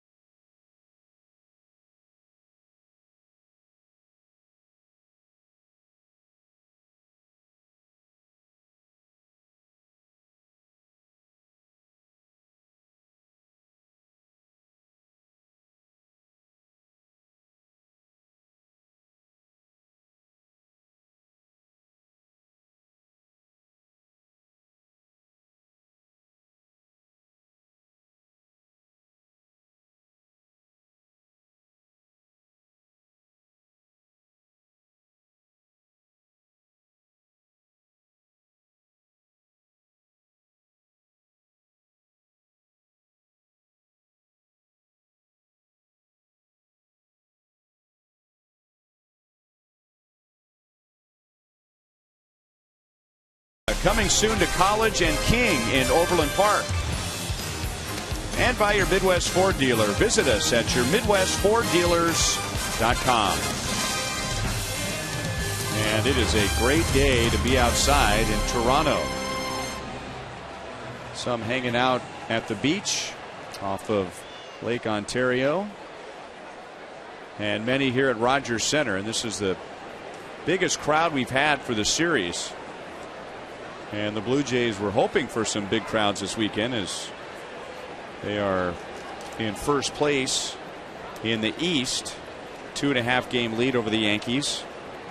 And this is the latest that the Blue Jays have been in first place in 14 years.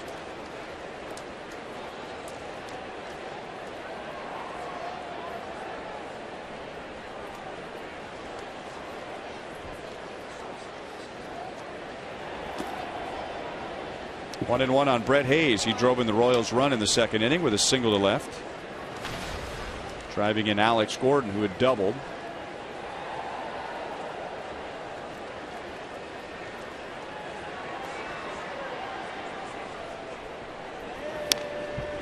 Pretty good swing. 1-2.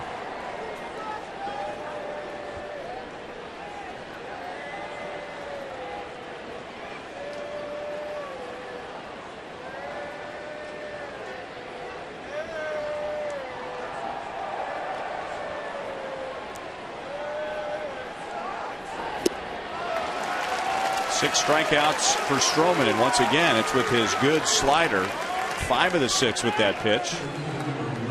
One away in the 5th. Yeah, from the very first inning on, he's been in command. Good mid-90s fastball. That slider's breaking off the table. I haven't seen a lot of changeups, but he's got one.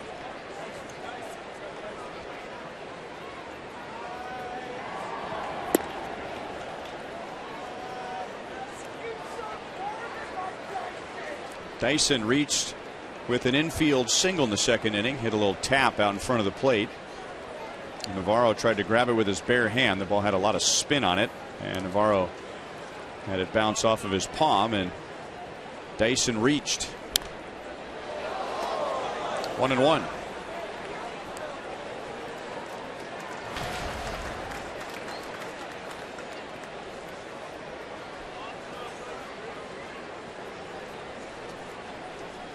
In case you're wondering, and I know you are, the Royals' largest come from behind win was a 9-run game.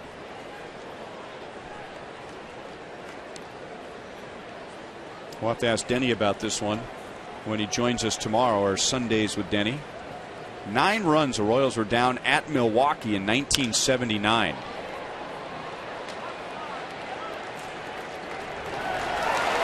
Cabrera makes a play in left field, 2 down. And if I remember the details, I've heard him tell the story many times. Whitey Herzog started sending his guys back to the hotel, getting them ready for the next day. Royals were down 11-2 in the 4th inning at one point. Siriaco takes inside. Royals came back and won 14-11. And when the bus arrived from the stadium, a lot of guys were hanging out in the restaurant. They'd been there for a while. The game was not on TV. It was a thoroughly forgettable game. Siriaco is going to be safe as Lynn does not handle the long throw from Francisco.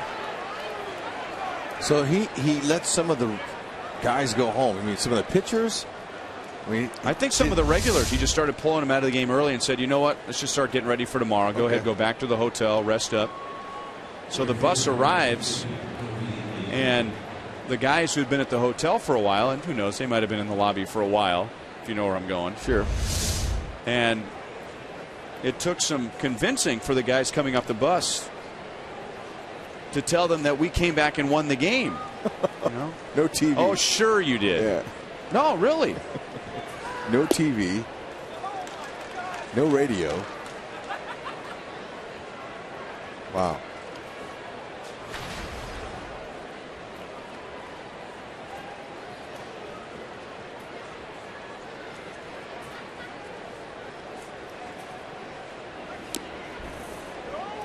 Fouled away by Nori. He is grounded to short and popped to second. So that's the largest come from behind win in Royals history, 9 runs. And then there have been 7 games where the Royals have been down 7 runs and come back. Most recently 2008. 2008 against the Giants at Kauffman Stadium.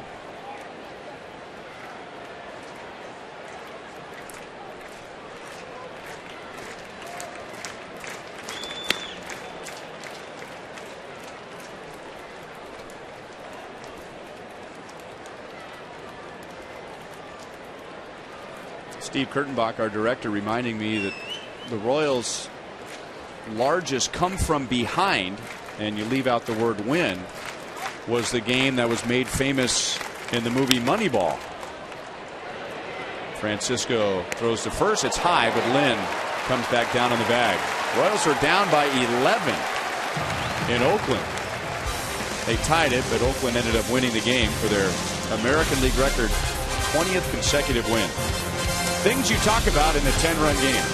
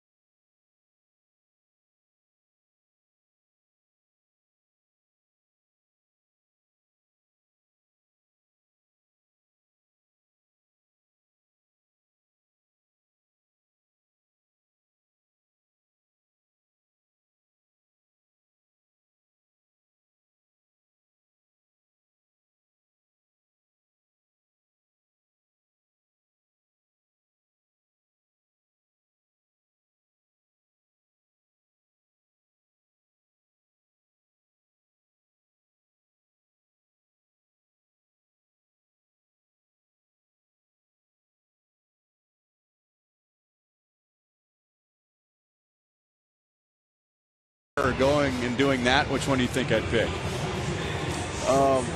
Yeah, I think that I'd rather go to Father-Daughter Day. Yeah, that's a good segue. Sunday, June 8th, Royals and the Yankees. As part of a special ticket package, you'll receive a limited edition Royals hat and a commemorative framed photo. Great chance to spend the day at Kauffman Stadium with dad or with daughter. Royals.com/family for tickets. Tim Collins is on for the bottom of the 5th inning. Blue Jays with a 7-run first, 1 run in the second, 3 runs in the 4th. 7 runs charged to Aaron Brooks in his first major league start. Aaron going just 2/3 of an inning. And then Michael Marriott gave up 4 runs in 3 1/3.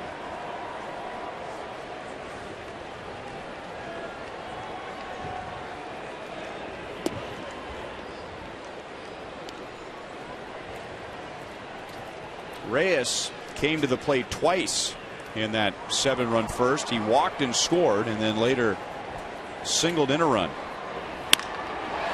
That ball's hammered to center field. Dyson again back into the shadows to make the play. 1 down in the bottom of the 5th. Well, when you think of Tim Collins these days, you think of the Royals, but it was the Toronto Blue Jays who discovered Tim Collins, and their former general manager J.P. Ricciardi back in 2007.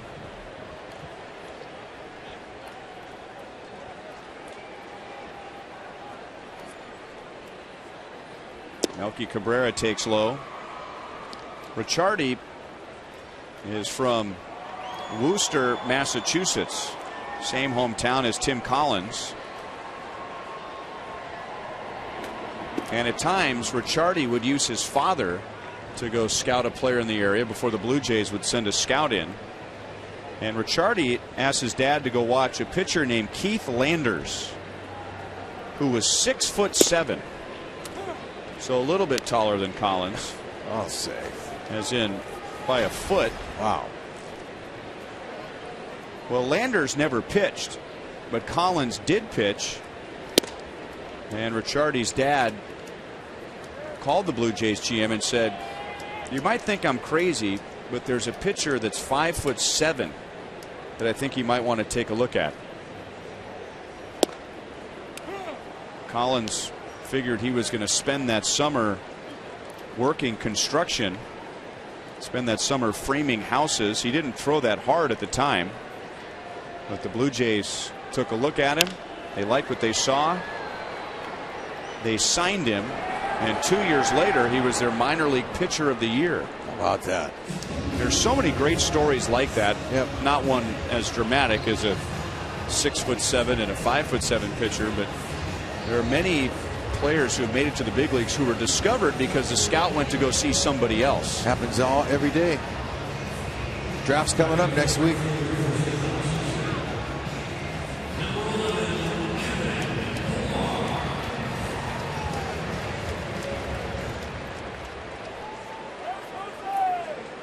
Good idea to get Bautista out of there. Having the rest of the afternoon off. Kevin Pillar takes low for ball one.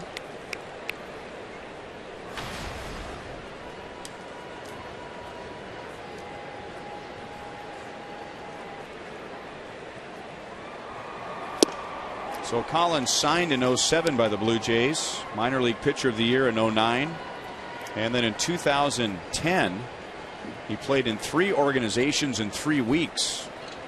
Traded to the Braves, and shortly after that traded to the Royals, and then made his big league debut in 2011.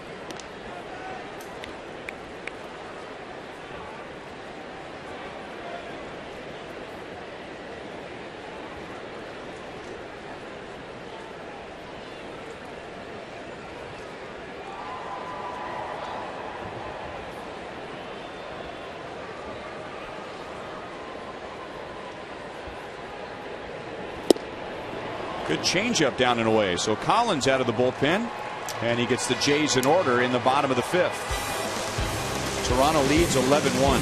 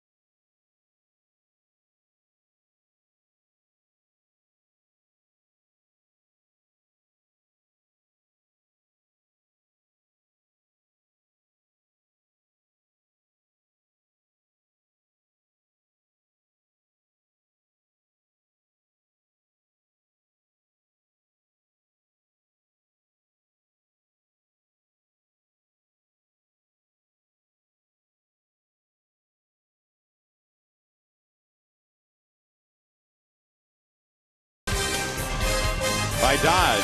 Visit Dodge.com or your local Dodge dealer today. And by Academy Sports and Outdoors. Right stuff, low price, every day.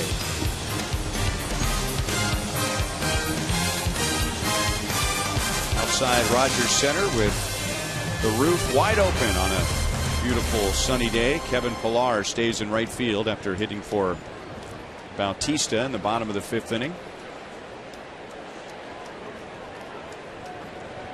So a big day on offense for the Blue Jays, and perhaps lost a bit in the shadows of that is Marcus Stroman making his first major league start.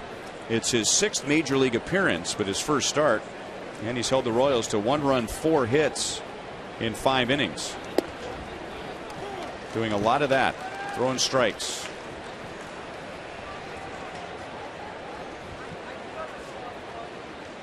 75 pitches, 50 strikes.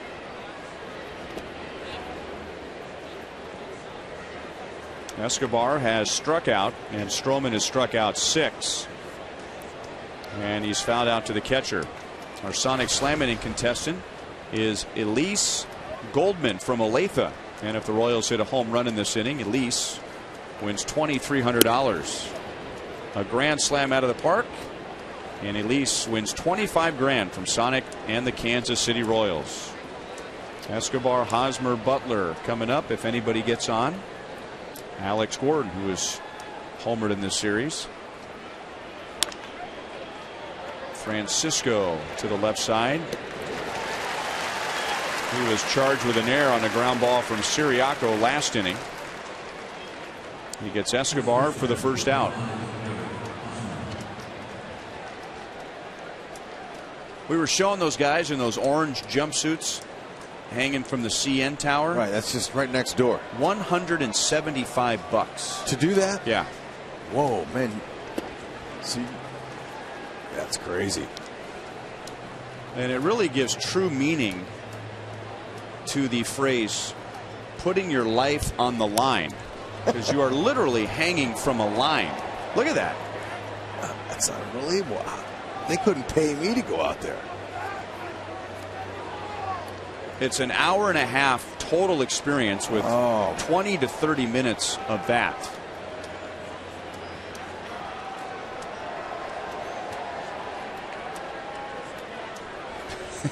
And they're only way up there. Yeah.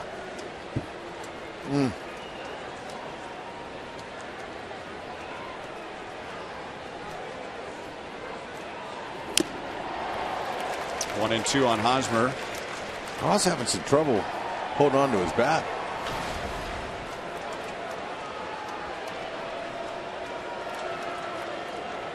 Stroman struck him out in the first inning, and then Eric hit one right on the nose in the third and grounded out sharply to LAWRIE, who is positioned out in shallow right field. Still 1-2.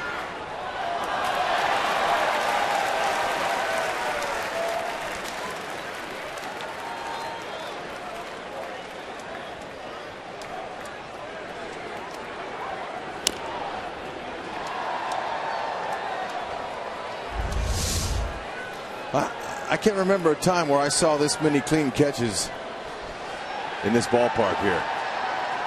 Fans are hot. Are you catching his hat? I don't know, but he's got skills. Sounded like a broken bat.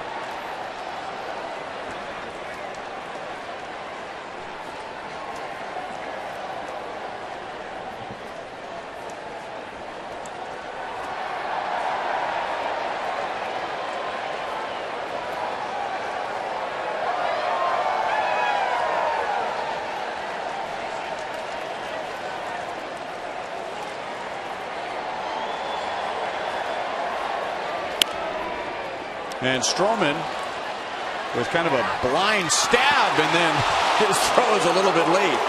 And we saw the athlete in Stroman on that play. You could almost replay that one. That was one heck of a play.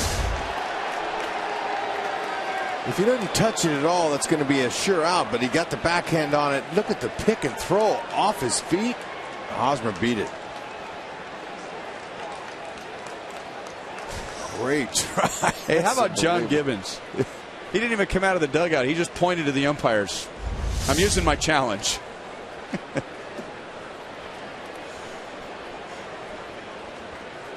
I think Hosmer beat it.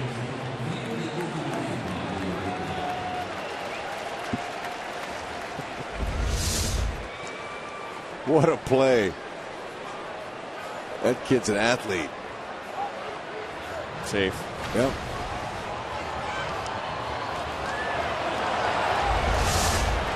Let's go to Joel. Well, maybe the fact that this game is as lopsided as it is, Gibby does that. But he made a comment to me earlier in this year, and he said, you know, I have a way to speed up the games, because let's be honest, this is taking so much time. He says, I'm walking out there slower than I even usually do. He said, let's go my eyes or the manager's eyes, against the umpire's eyes. You get your 2 challenges. You're not going back and asking for help. You get a couple cracks at it. If you think you saw it this way, do it, and that'll limit the amount of walks out there for no reason. What do you think of that? I think it's a great idea.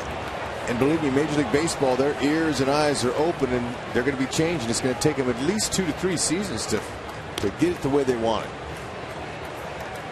Good idea.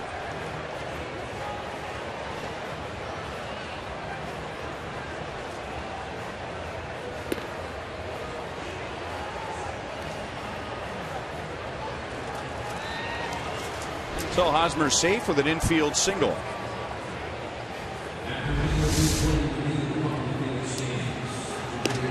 Tremendous play by Stroman to make it close.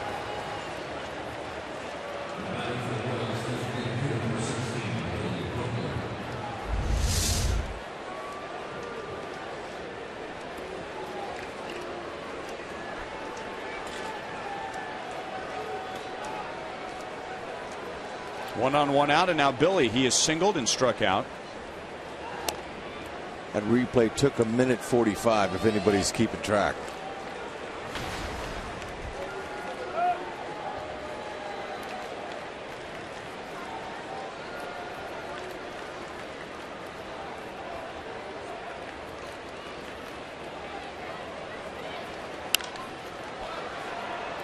Out of play, 1-1.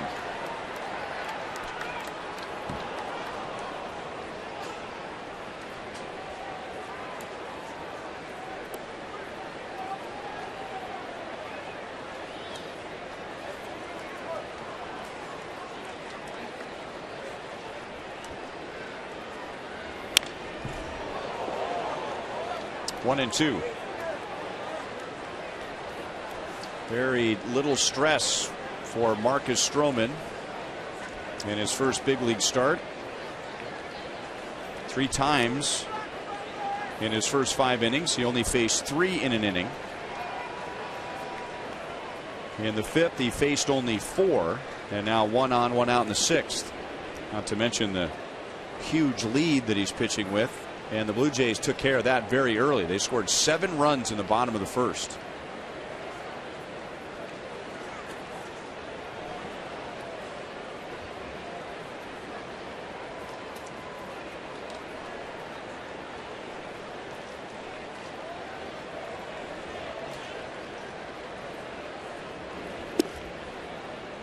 Three and two. Stroman hasn't walked a hitter yet.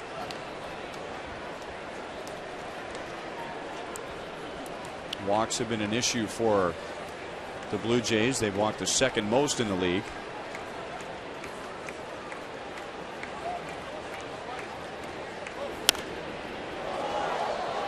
Still 3 and 2. Back down to Joel.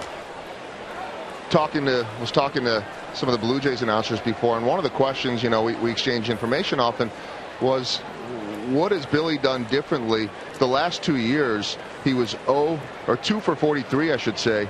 2 for 46 against the Blue Jays, and yet he's really hit them well this year, and that's continued today with another hit. He's 11 for 23, and the question was, has he made an adjustment to the Blue Jays, or is he just hot right now? And I was curious what you guys thought, because I think right now the Blue Jays are seeing a Billy Butler that is finally starting to get locked in. He has made some adjustments, but I'm going with the latter. He's just hot. He's hot right now. He's starting to get his hits, and it's been coming. He's back at home with the K. And there he goes again. Ooh. Couldn't quite get it down.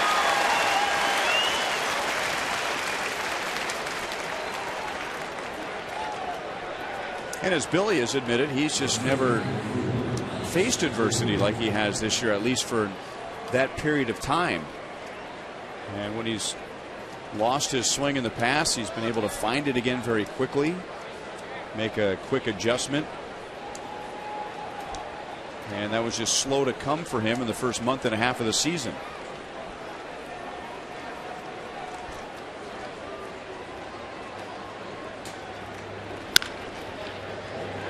Another throw for LAWRIE from shallow right field. He gets Alex, who is 1 for 3. Marcus Stroman, first big league start, has allowed just 1 run in 6 innings.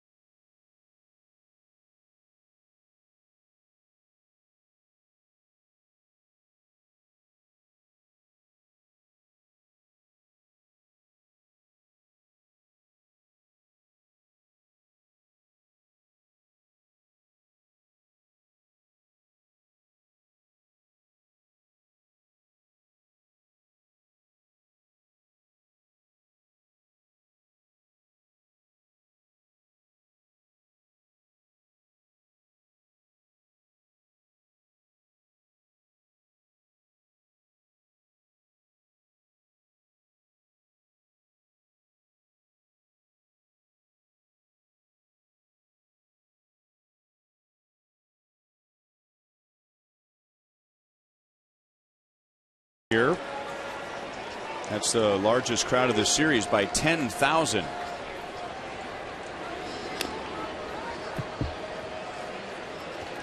There was a time when you couldn't get a ticket to Sky Dome, or it was very difficult to get a ticket because they were drawing 4 million a year.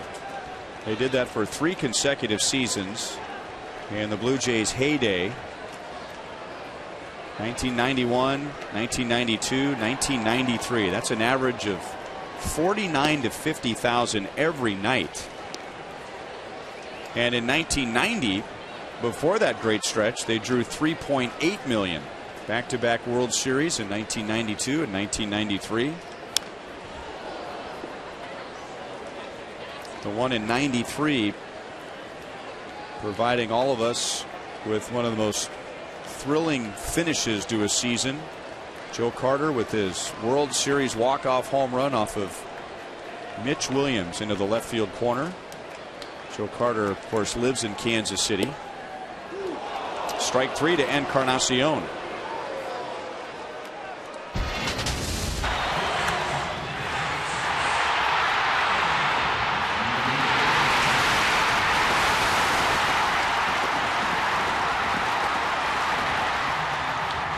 And one of the greatest calls in radio broadcast history, the late Tom Cheek. Great broadcaster for the Blue Jays going back to their first year. Had the famous line, "Touch 'em all, Joe. You'll never hit a bigger home run in your life."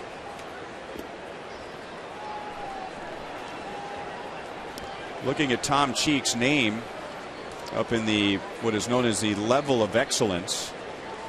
Names that are on one level that go all the way around Rogers Center. Similar to the Ring of Honor at Arrowhead Stadium. The number 4306 next to him. He broadcasted 4,306 consecutive games. That is off the charts. I can't believe that.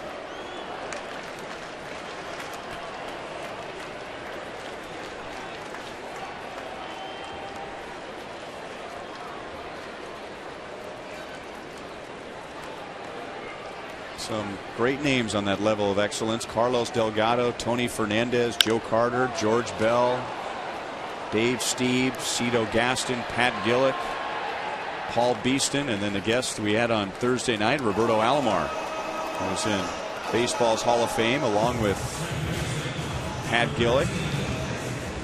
Tom Cheek, who was a longtime partner of Jerry Howarth, who has been the voice of the Blue Jays for a long time.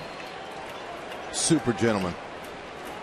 I saw Tony Fernandez as an instructor in the Texas Rangers camp there in Surprise with the Royals.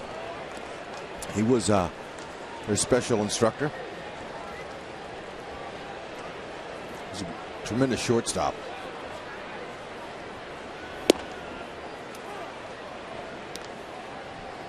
One and one on Brett Lawrie. He has 3 RBIs today.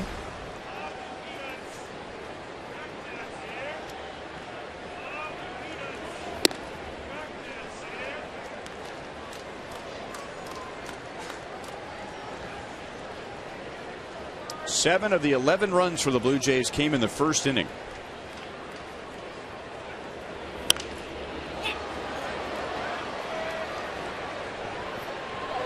Brett Hayes, how about that attempt?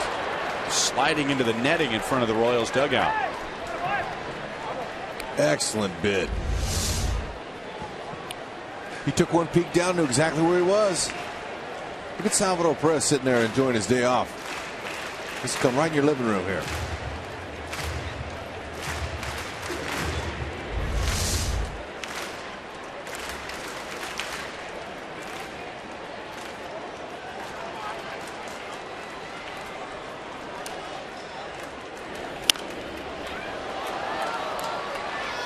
Still 2-2.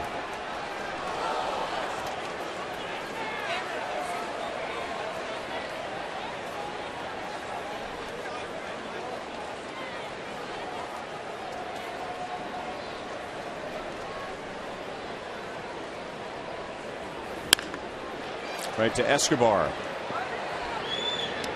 Tim Collins has pitched 2 perfect innings out of the Royals bullpen.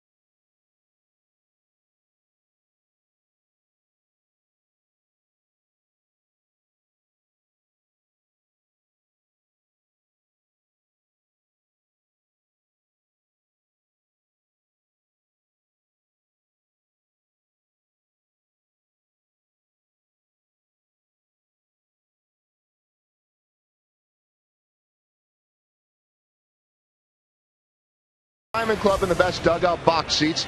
Guys, ticketsforless.com is your trusted source for all Royals tickets. This year, Tickets for Less is celebrating 10 years of local ownership. Check out ticketsforless.com, and you too can sit in the best seats at Kauffman Stadium. Tomorrow, the Royals go up against Mark Buehrle, has the most wins and losses, for that matter, of any active player against the Royals, and he is a throwback.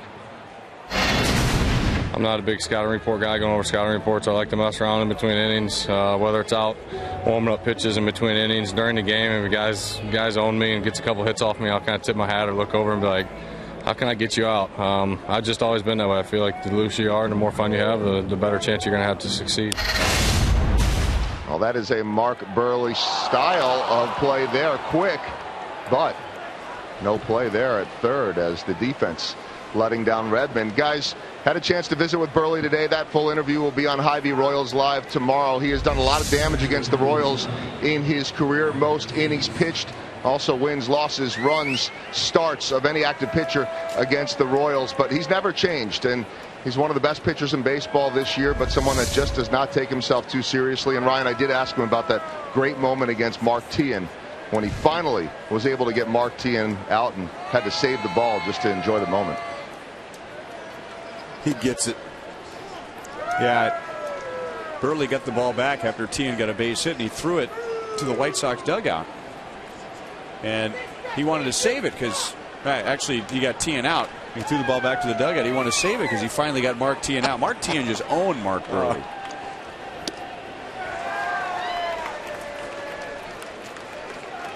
Redmond's going to be sporting his 88 to 93 mile an hour two-seamer, curveball and a changeup. 6'3", 220, big lad. Fly ball pitcher. Royals beat him on Thursday. They scored their 2 runs in the 10th inning against him. Omar Infante's 2-run single, scoring Escobar and Siriaco for an 8-6 win. As Hayes strikes out, he's 1 for 3.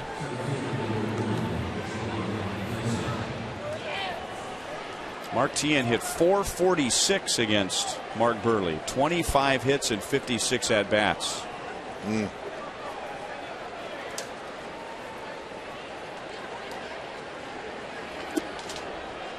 Outside to Gerard Dyson.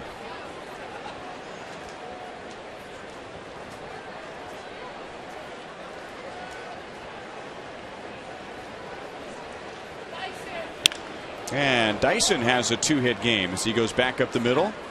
Valencia holds at second.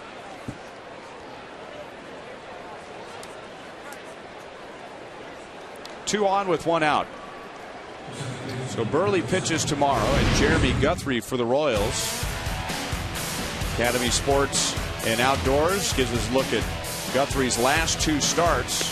Both times giving up just 1 run.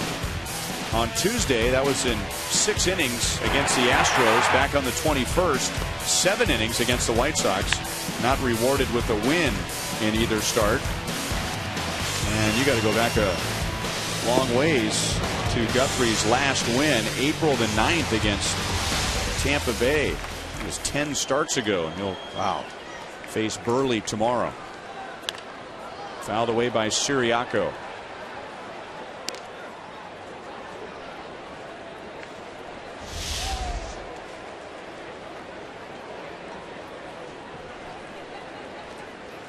Home runs allowed.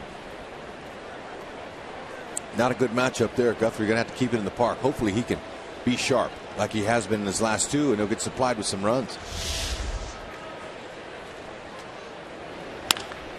And a base hit into left field for Siriaco. He's hit in 5 straight, and now 8 of his last 9, and the Royals have the bases loaded with 1 out.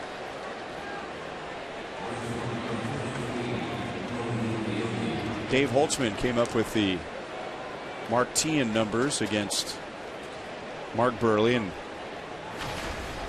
I asked him to look up Brandon Berger. There's a name from the past for Royals fans. I remember Brandon Berger seemed to own Mark Burley, and he did. 7 for 21 with 4 home runs. What? Oh man, that's owning a guy there.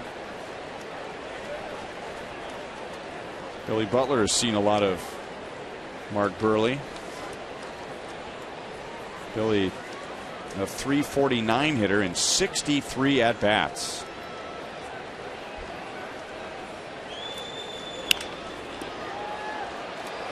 Oh, 0-2 on Aoki.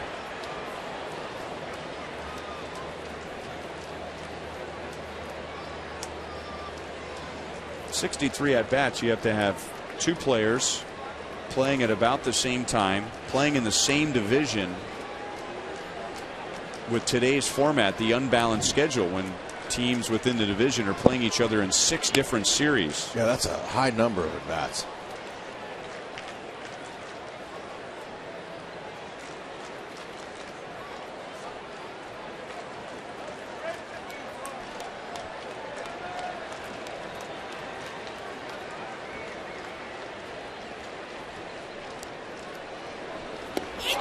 Aoki hit on the foot.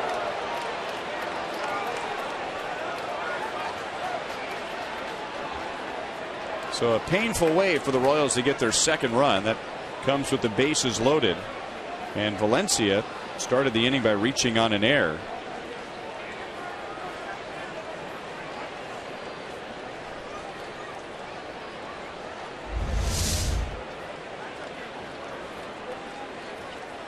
Oh man, that caught him in the air.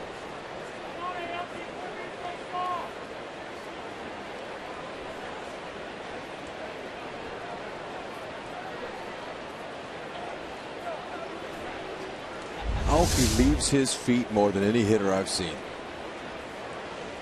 We had him swinging the other day with his feet in the air. Ed Yost out there, Kyle Turner out there, Kosuke Inaji, Nori's interpreter, also out there. On the topic of at bats against 1 pitcher, do you know George Brett faced Nolan Ryan 101 times? Yeah, that's sick. I can't believe that number there. That's just at bats. So who knows how many plate appearances if you factor in walks and being hit by a pitch, sacrifice flies. I think he hit over 270 off of it.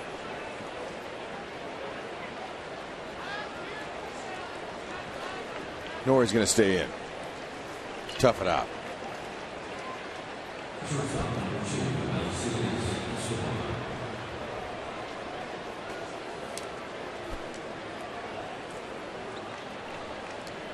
Nori's had a rough series.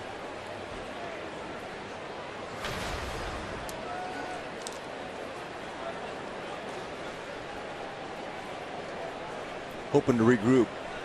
Maybe he'll get tomorrow off. With Burley going. Loaded up for Escobar, who is 0 for 3. Steve Garvey faced Phil Niekro 134 times. That's unbelievable.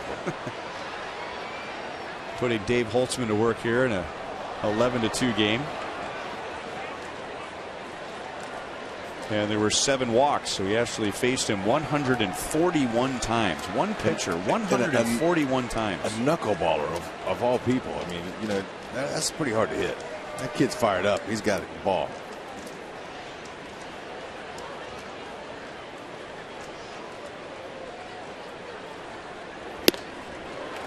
One and 2 on Escobar.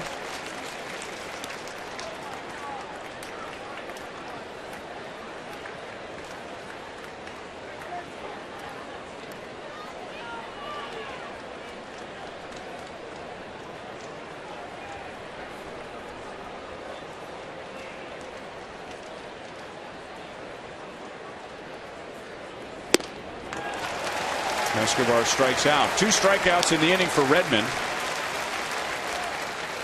2 down in the 7th.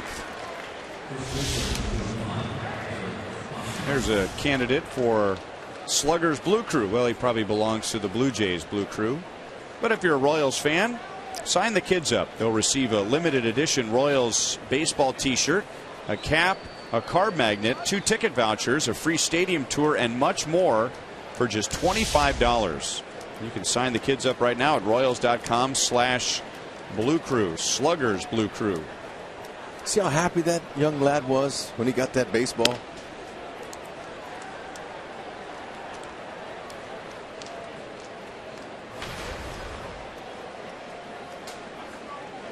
Hosmer reached with an infield single in the 6th inning, putting an end to an 0 for 10.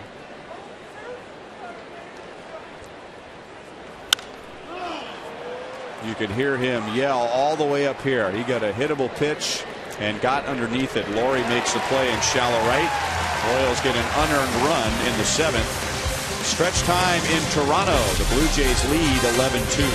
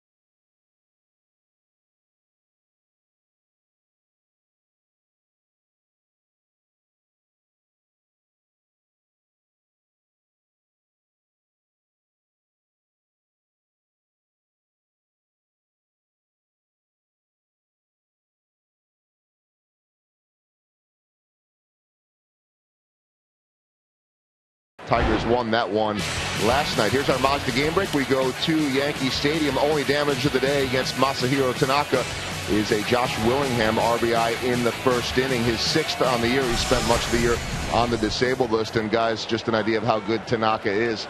That one run was unearned because Brian Dozier led off the game, got on an error. Tanaka's ERA right now, going through 7 innings in this game, 2.09 on the year. All right, Joe. Tim Collins in his third inning out of the bullpen. He has 2 perfect innings with a couple of strikeouts. Ned Yost only got 2/3 of an inning out of Aaron Brooks, making his first major league start.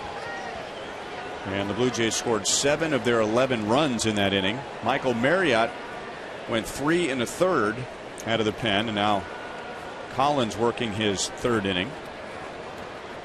Yeah, that's the thing managers fear most, is their starter not able to get out of that first inning.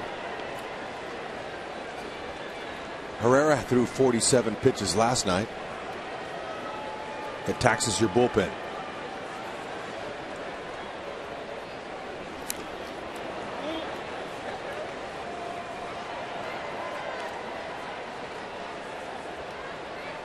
Juan Francisco has driven in 3 of the 11 runs. He had 2 in the 7-run first, and then drove in another run in the 4th. Brett Lawrie has also driven in 3 today. 3-2.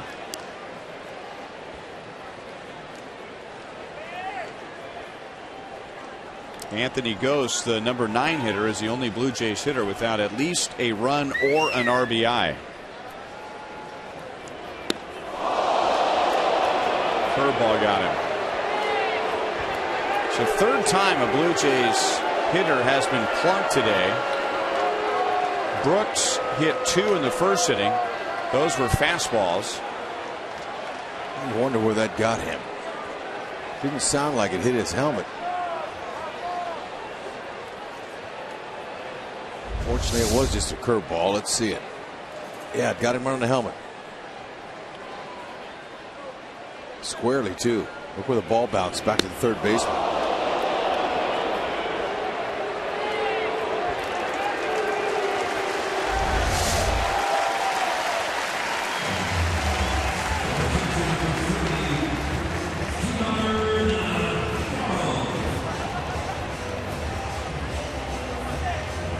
So that's the first man to reach against Collins.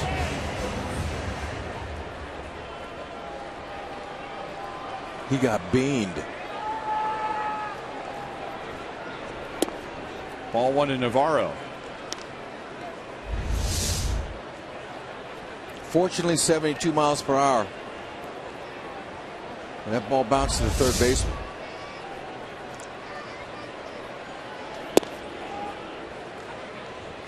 (2-0) on Navarro.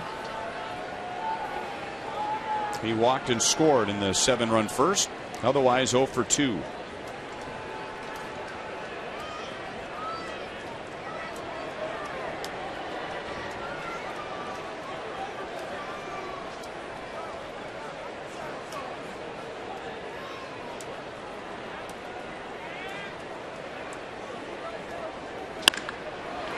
Base hit left field.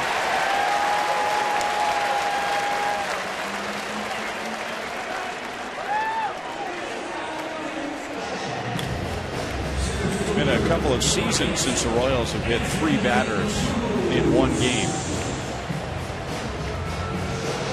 April of 2012 at Oakland.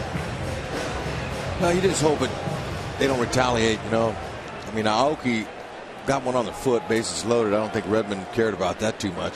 Siriaco got one on the head the other night. Yeah, he did. That's worth a couple, isn't it? You'd think. Strike to Anthony Ghost. Blue Jays 11 runs, 12 hits, no home runs. All this offense today, and the team that leads the major leagues in home runs have not hit one. And Anthony Ghost is 0 for 3. He has grounded out 3 times, once into a double play. And he's the only Blue Jay in the lineup, at least the starting lineup,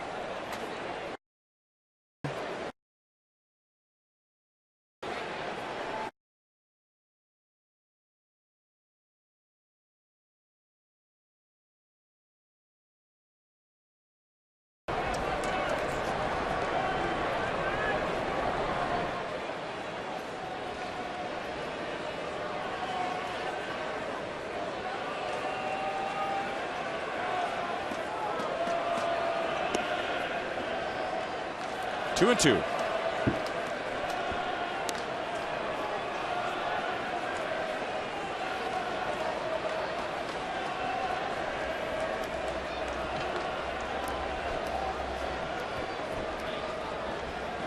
Blue Jays scored their first 7 runs in the series, all on home runs.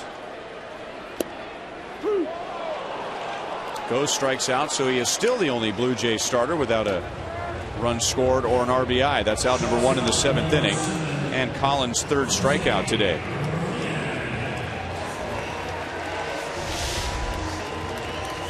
"61% knew that Alex Gordon back in 2007 hit his first major league home run here off of Josh Towers." In our Sprint Family question of the day, we thank you for participating. Told the story the other night. Alex, it was his rookie year and he hadn't hit a home run yet after a huge year in AA the year before. Zach Greinke the year before did hit a home run at Arizona, and Zach pulled Alex into the video room here in Toronto and said, "Here, let me show you how it's done." Well, that was enough for Alex to go deep that game. Great play by Dyson in center field on a line drive from Reyes.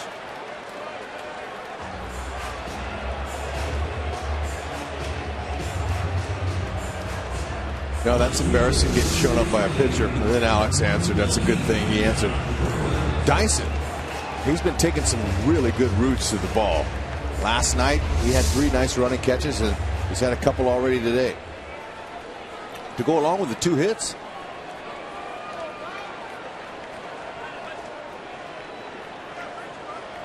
Two on, 2 out for Melky Cabrera.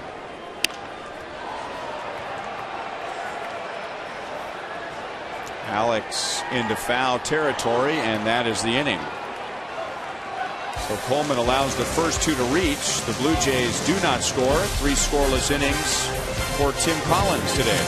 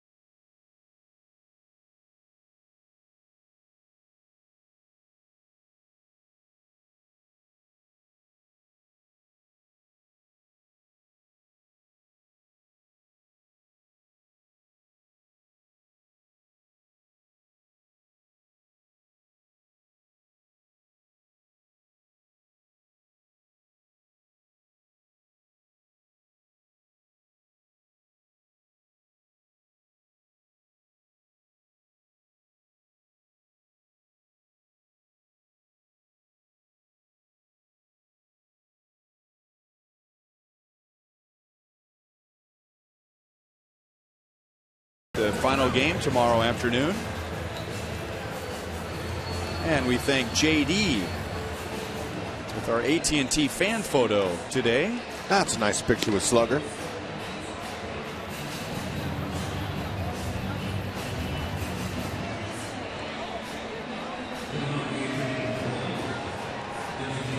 Is that JD in the stands there? Look like it.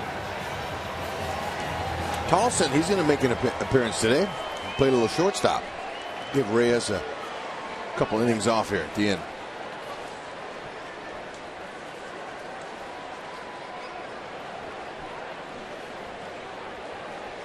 Second inning for Todd Redmond.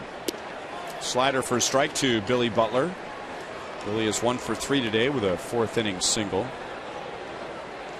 Alex Gordon next, and then Danny Valencia. 1-1. Marcus Stroman in his first major league start held the Royals to 1 run in 6 innings without a walk, and he struck out 6. Oh, right on the line.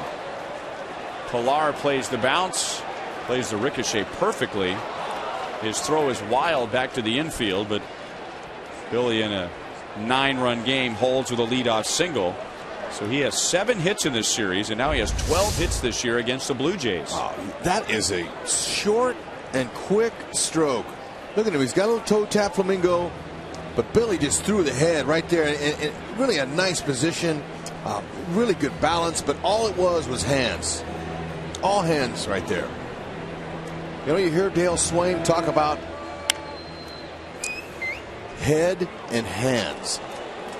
Those are the 2 main ingredients to be successful as a hitter, and that ball just got all chalk. Billy's living right now. John Gibbons went out. He's already used up his challenge, asking if perhaps Larry Vanover, the first base umpire and crew chief, might review it on his own, but Vanover was convinced he got the call right.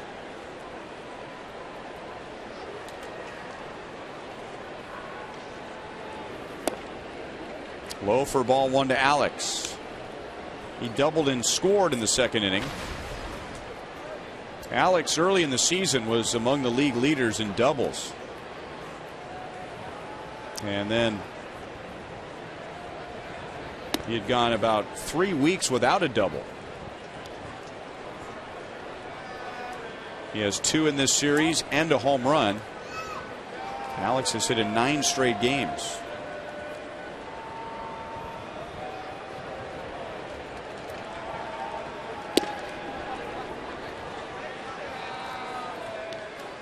Two 2-0. Don't forget to vote for the Royals Player of the Month at rallyhouse.com/Royals. You'll be entered to win a majestic prize pack from Rally House.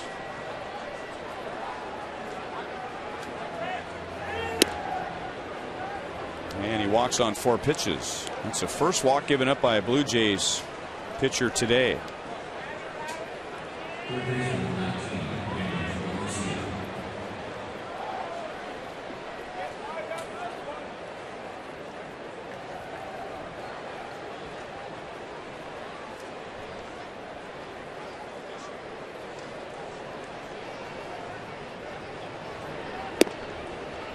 Oh, 0-1 on Valencia.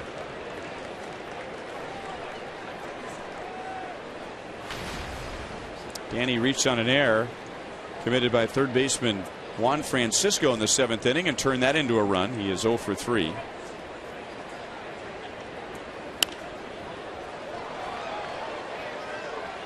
He liked to meticulously score the game.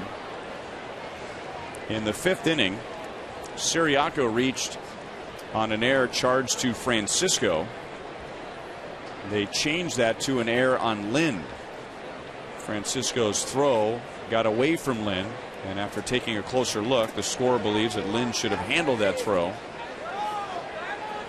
So an error on Lind in the 5th and an error on Francisco in the 7th. Yeah, I agree with the score on the first baseman, Lind. And Lind will tell you himself he should have caught it.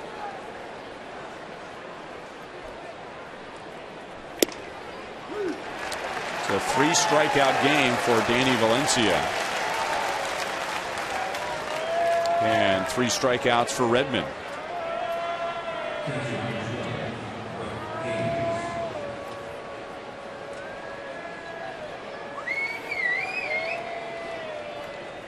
Brett Hayes with 2 on 1 out. Brett drove in a run in the 2nd inning. He is 1 for 3.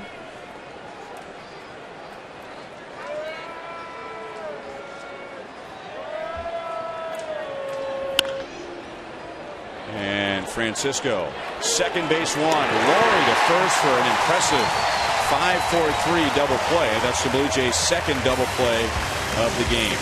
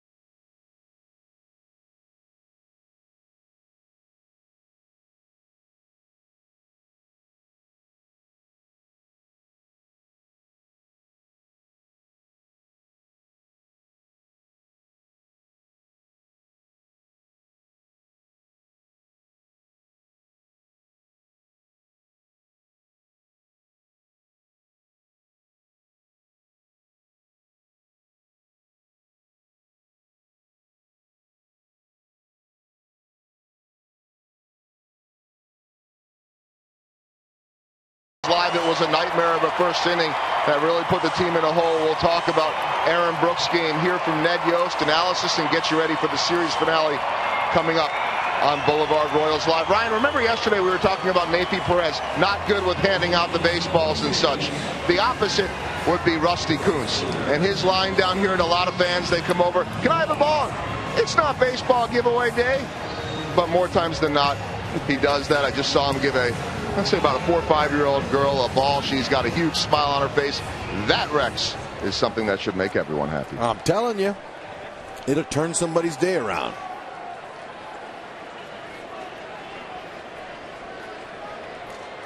Lewis Coleman will take over in the bottom of the 8th with Pilar, Encarnacion, and Lind coming up.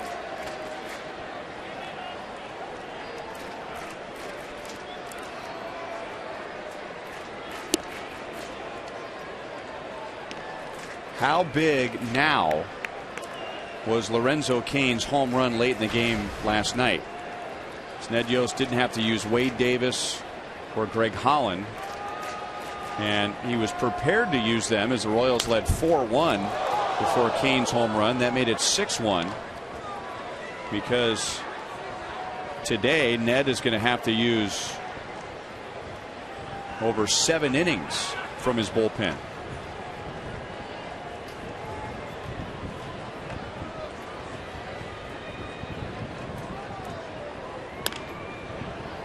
Up the right field line, and Nori makes a play. Pilar is 0 for 2.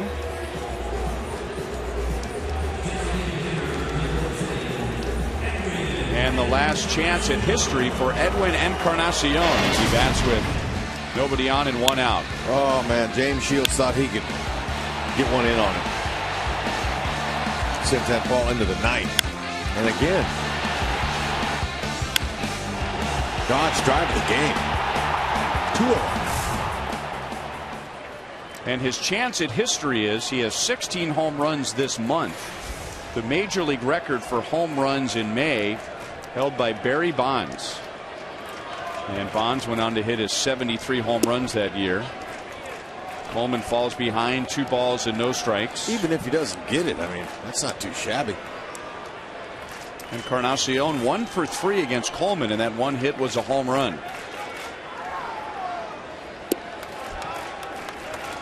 3-0.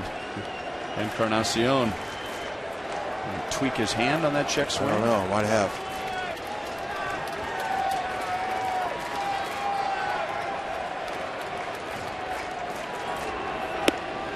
Well, you know he wants to swing. He'll take another one of those. That's what he wants.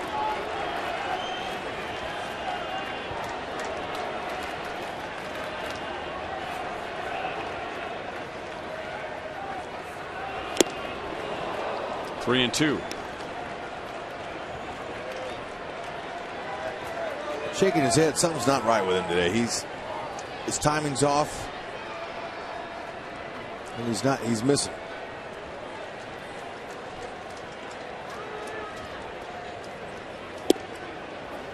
And he'll take the walk. Still a great month. 16 home runs. That ties Mickey Mantle from 1956 for the most home runs in May by an American leaguer. And 5 times this month he had multi-home run games, including Thursday, and that ties the major league record. Great run. Mark McGwire's 16 home runs in 1998. That was the year that he established the new single season home run record. It was 70. Both he and Sammy Sosa were chasing Roger Maris.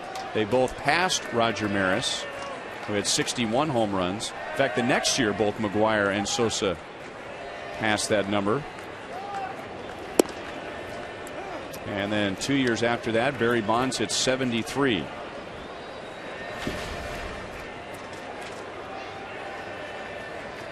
Adam Lind's had a big day. 3 hits, 3 runs scored, 2 RBIs.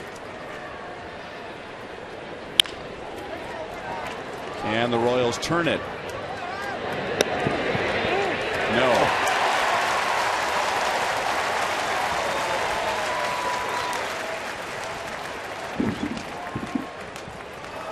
Royals will take a quick look at the replay. Hosmer walked the ball out to Lewis Coleman to Stahl.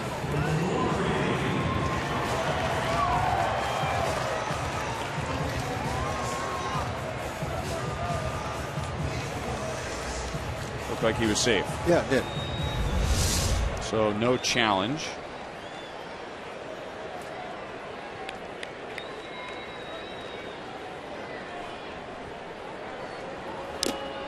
Fouled away by Brett Lawrie.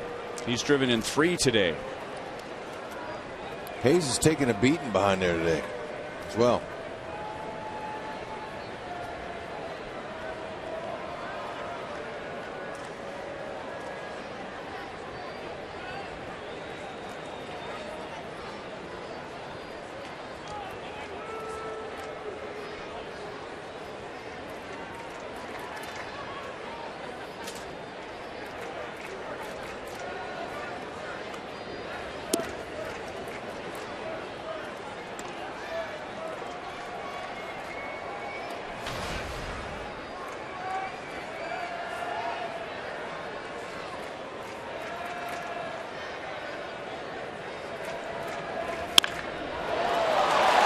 That might have gone through Valencia's glove. That was a shot off the bat of Lawrie.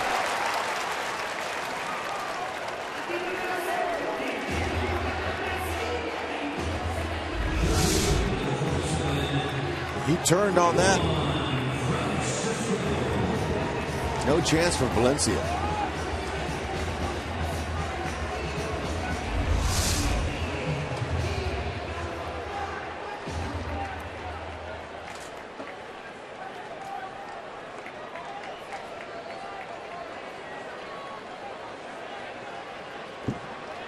Two on, two out. So Juan Francisco, who has a 3 RBI game.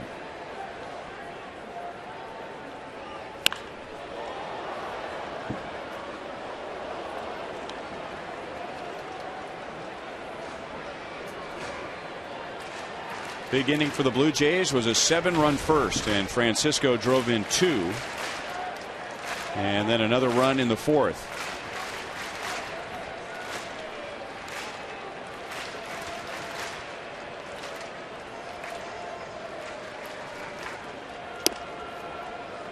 One and one.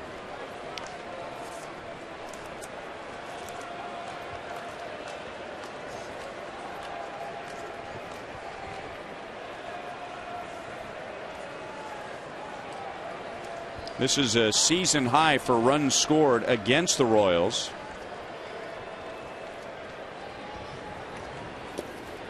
Minnesota scored 10 against KC back on April the 11th. So you don't figure many games like this with the Royals 4th in the league in ERA.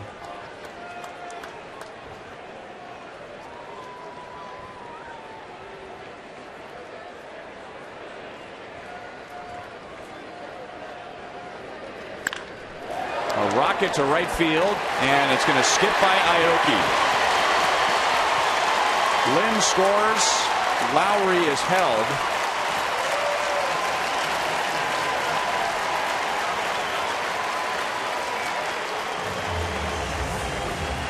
So we'll see how they scored. It's at least a base hit and an RBI for Francisco, his 4th RBI. That ball just ate him up out there. Had some topspin on it. Tough read. You either come in or just lay back for it, and he stayed in the middle.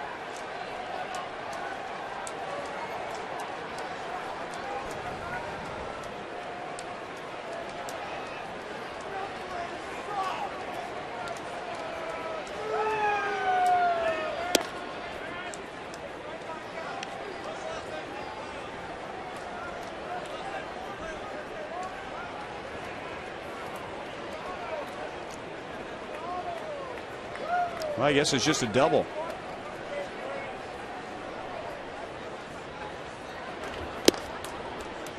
One and one on Navarro. I thought maybe possibly a single and an error, but as you said, that ball was hit very hard and a tough play for AOKI. So 2 doubles for Francisco and 4 RBIs. Ball's crushed. 2nd and 3rd with 2 down. Alex makes a play in left field. Royals down by 10 as they come up in the 9th inning.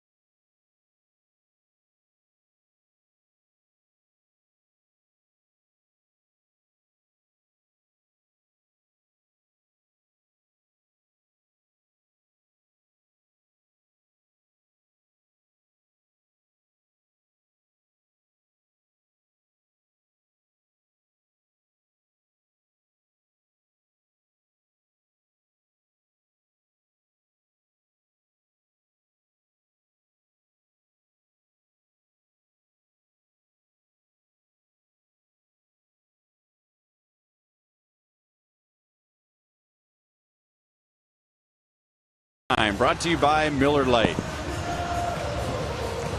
That man's waving the Blue Jays flag. I think the Royals today are waving a white flag. It was over early.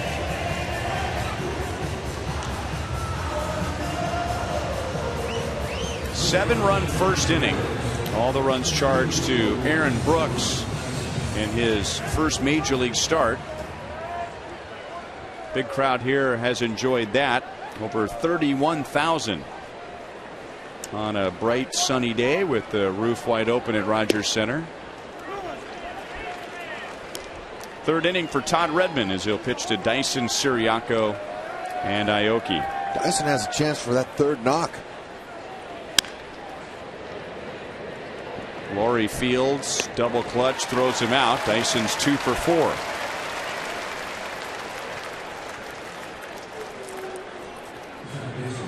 So the Blue Jays in the first 2 games of the series, they scored 7 runs, all on home runs.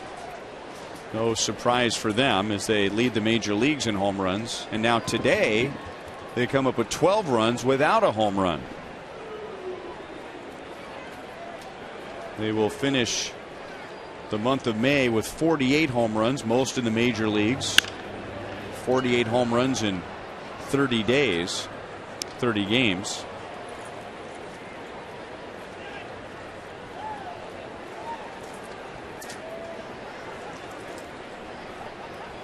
Siriaco has reached on an error and he's singled. 1 for 3.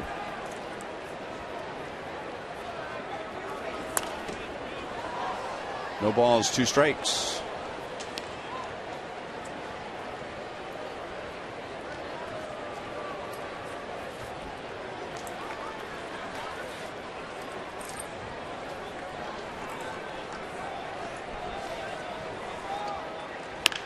Dropping down. And Tollefson will glove it. Very late throw. And Siriaco has a 2-hit game. He's got good speed. Hit that ball to the backhand side. He knew he had a knock all the way.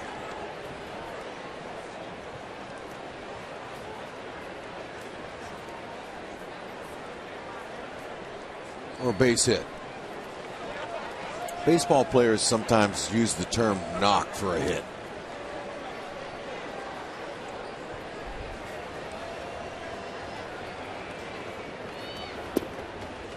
Ball 1 to Nori.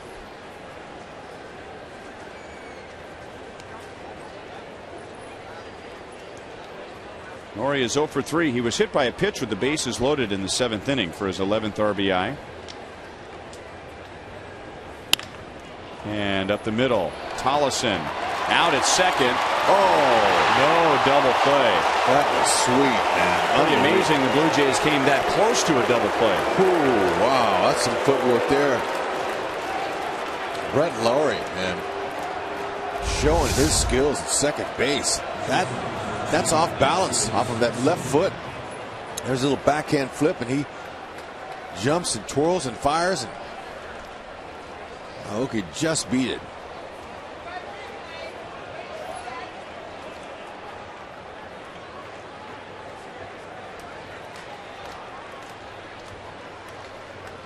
Mentioned the Blue Jays have not homered today. And if the Royals stay in the ballpark in this inning, it'll be the first game at Rogers Center all year without a home run. That's amazing. Be one thing if it was a 2-1 game, but it's a 12-2 game. And nobody's gone deep. Escobar is 0 for 4. Line to center field. Ghost is there, and the Blue Jays win game 3.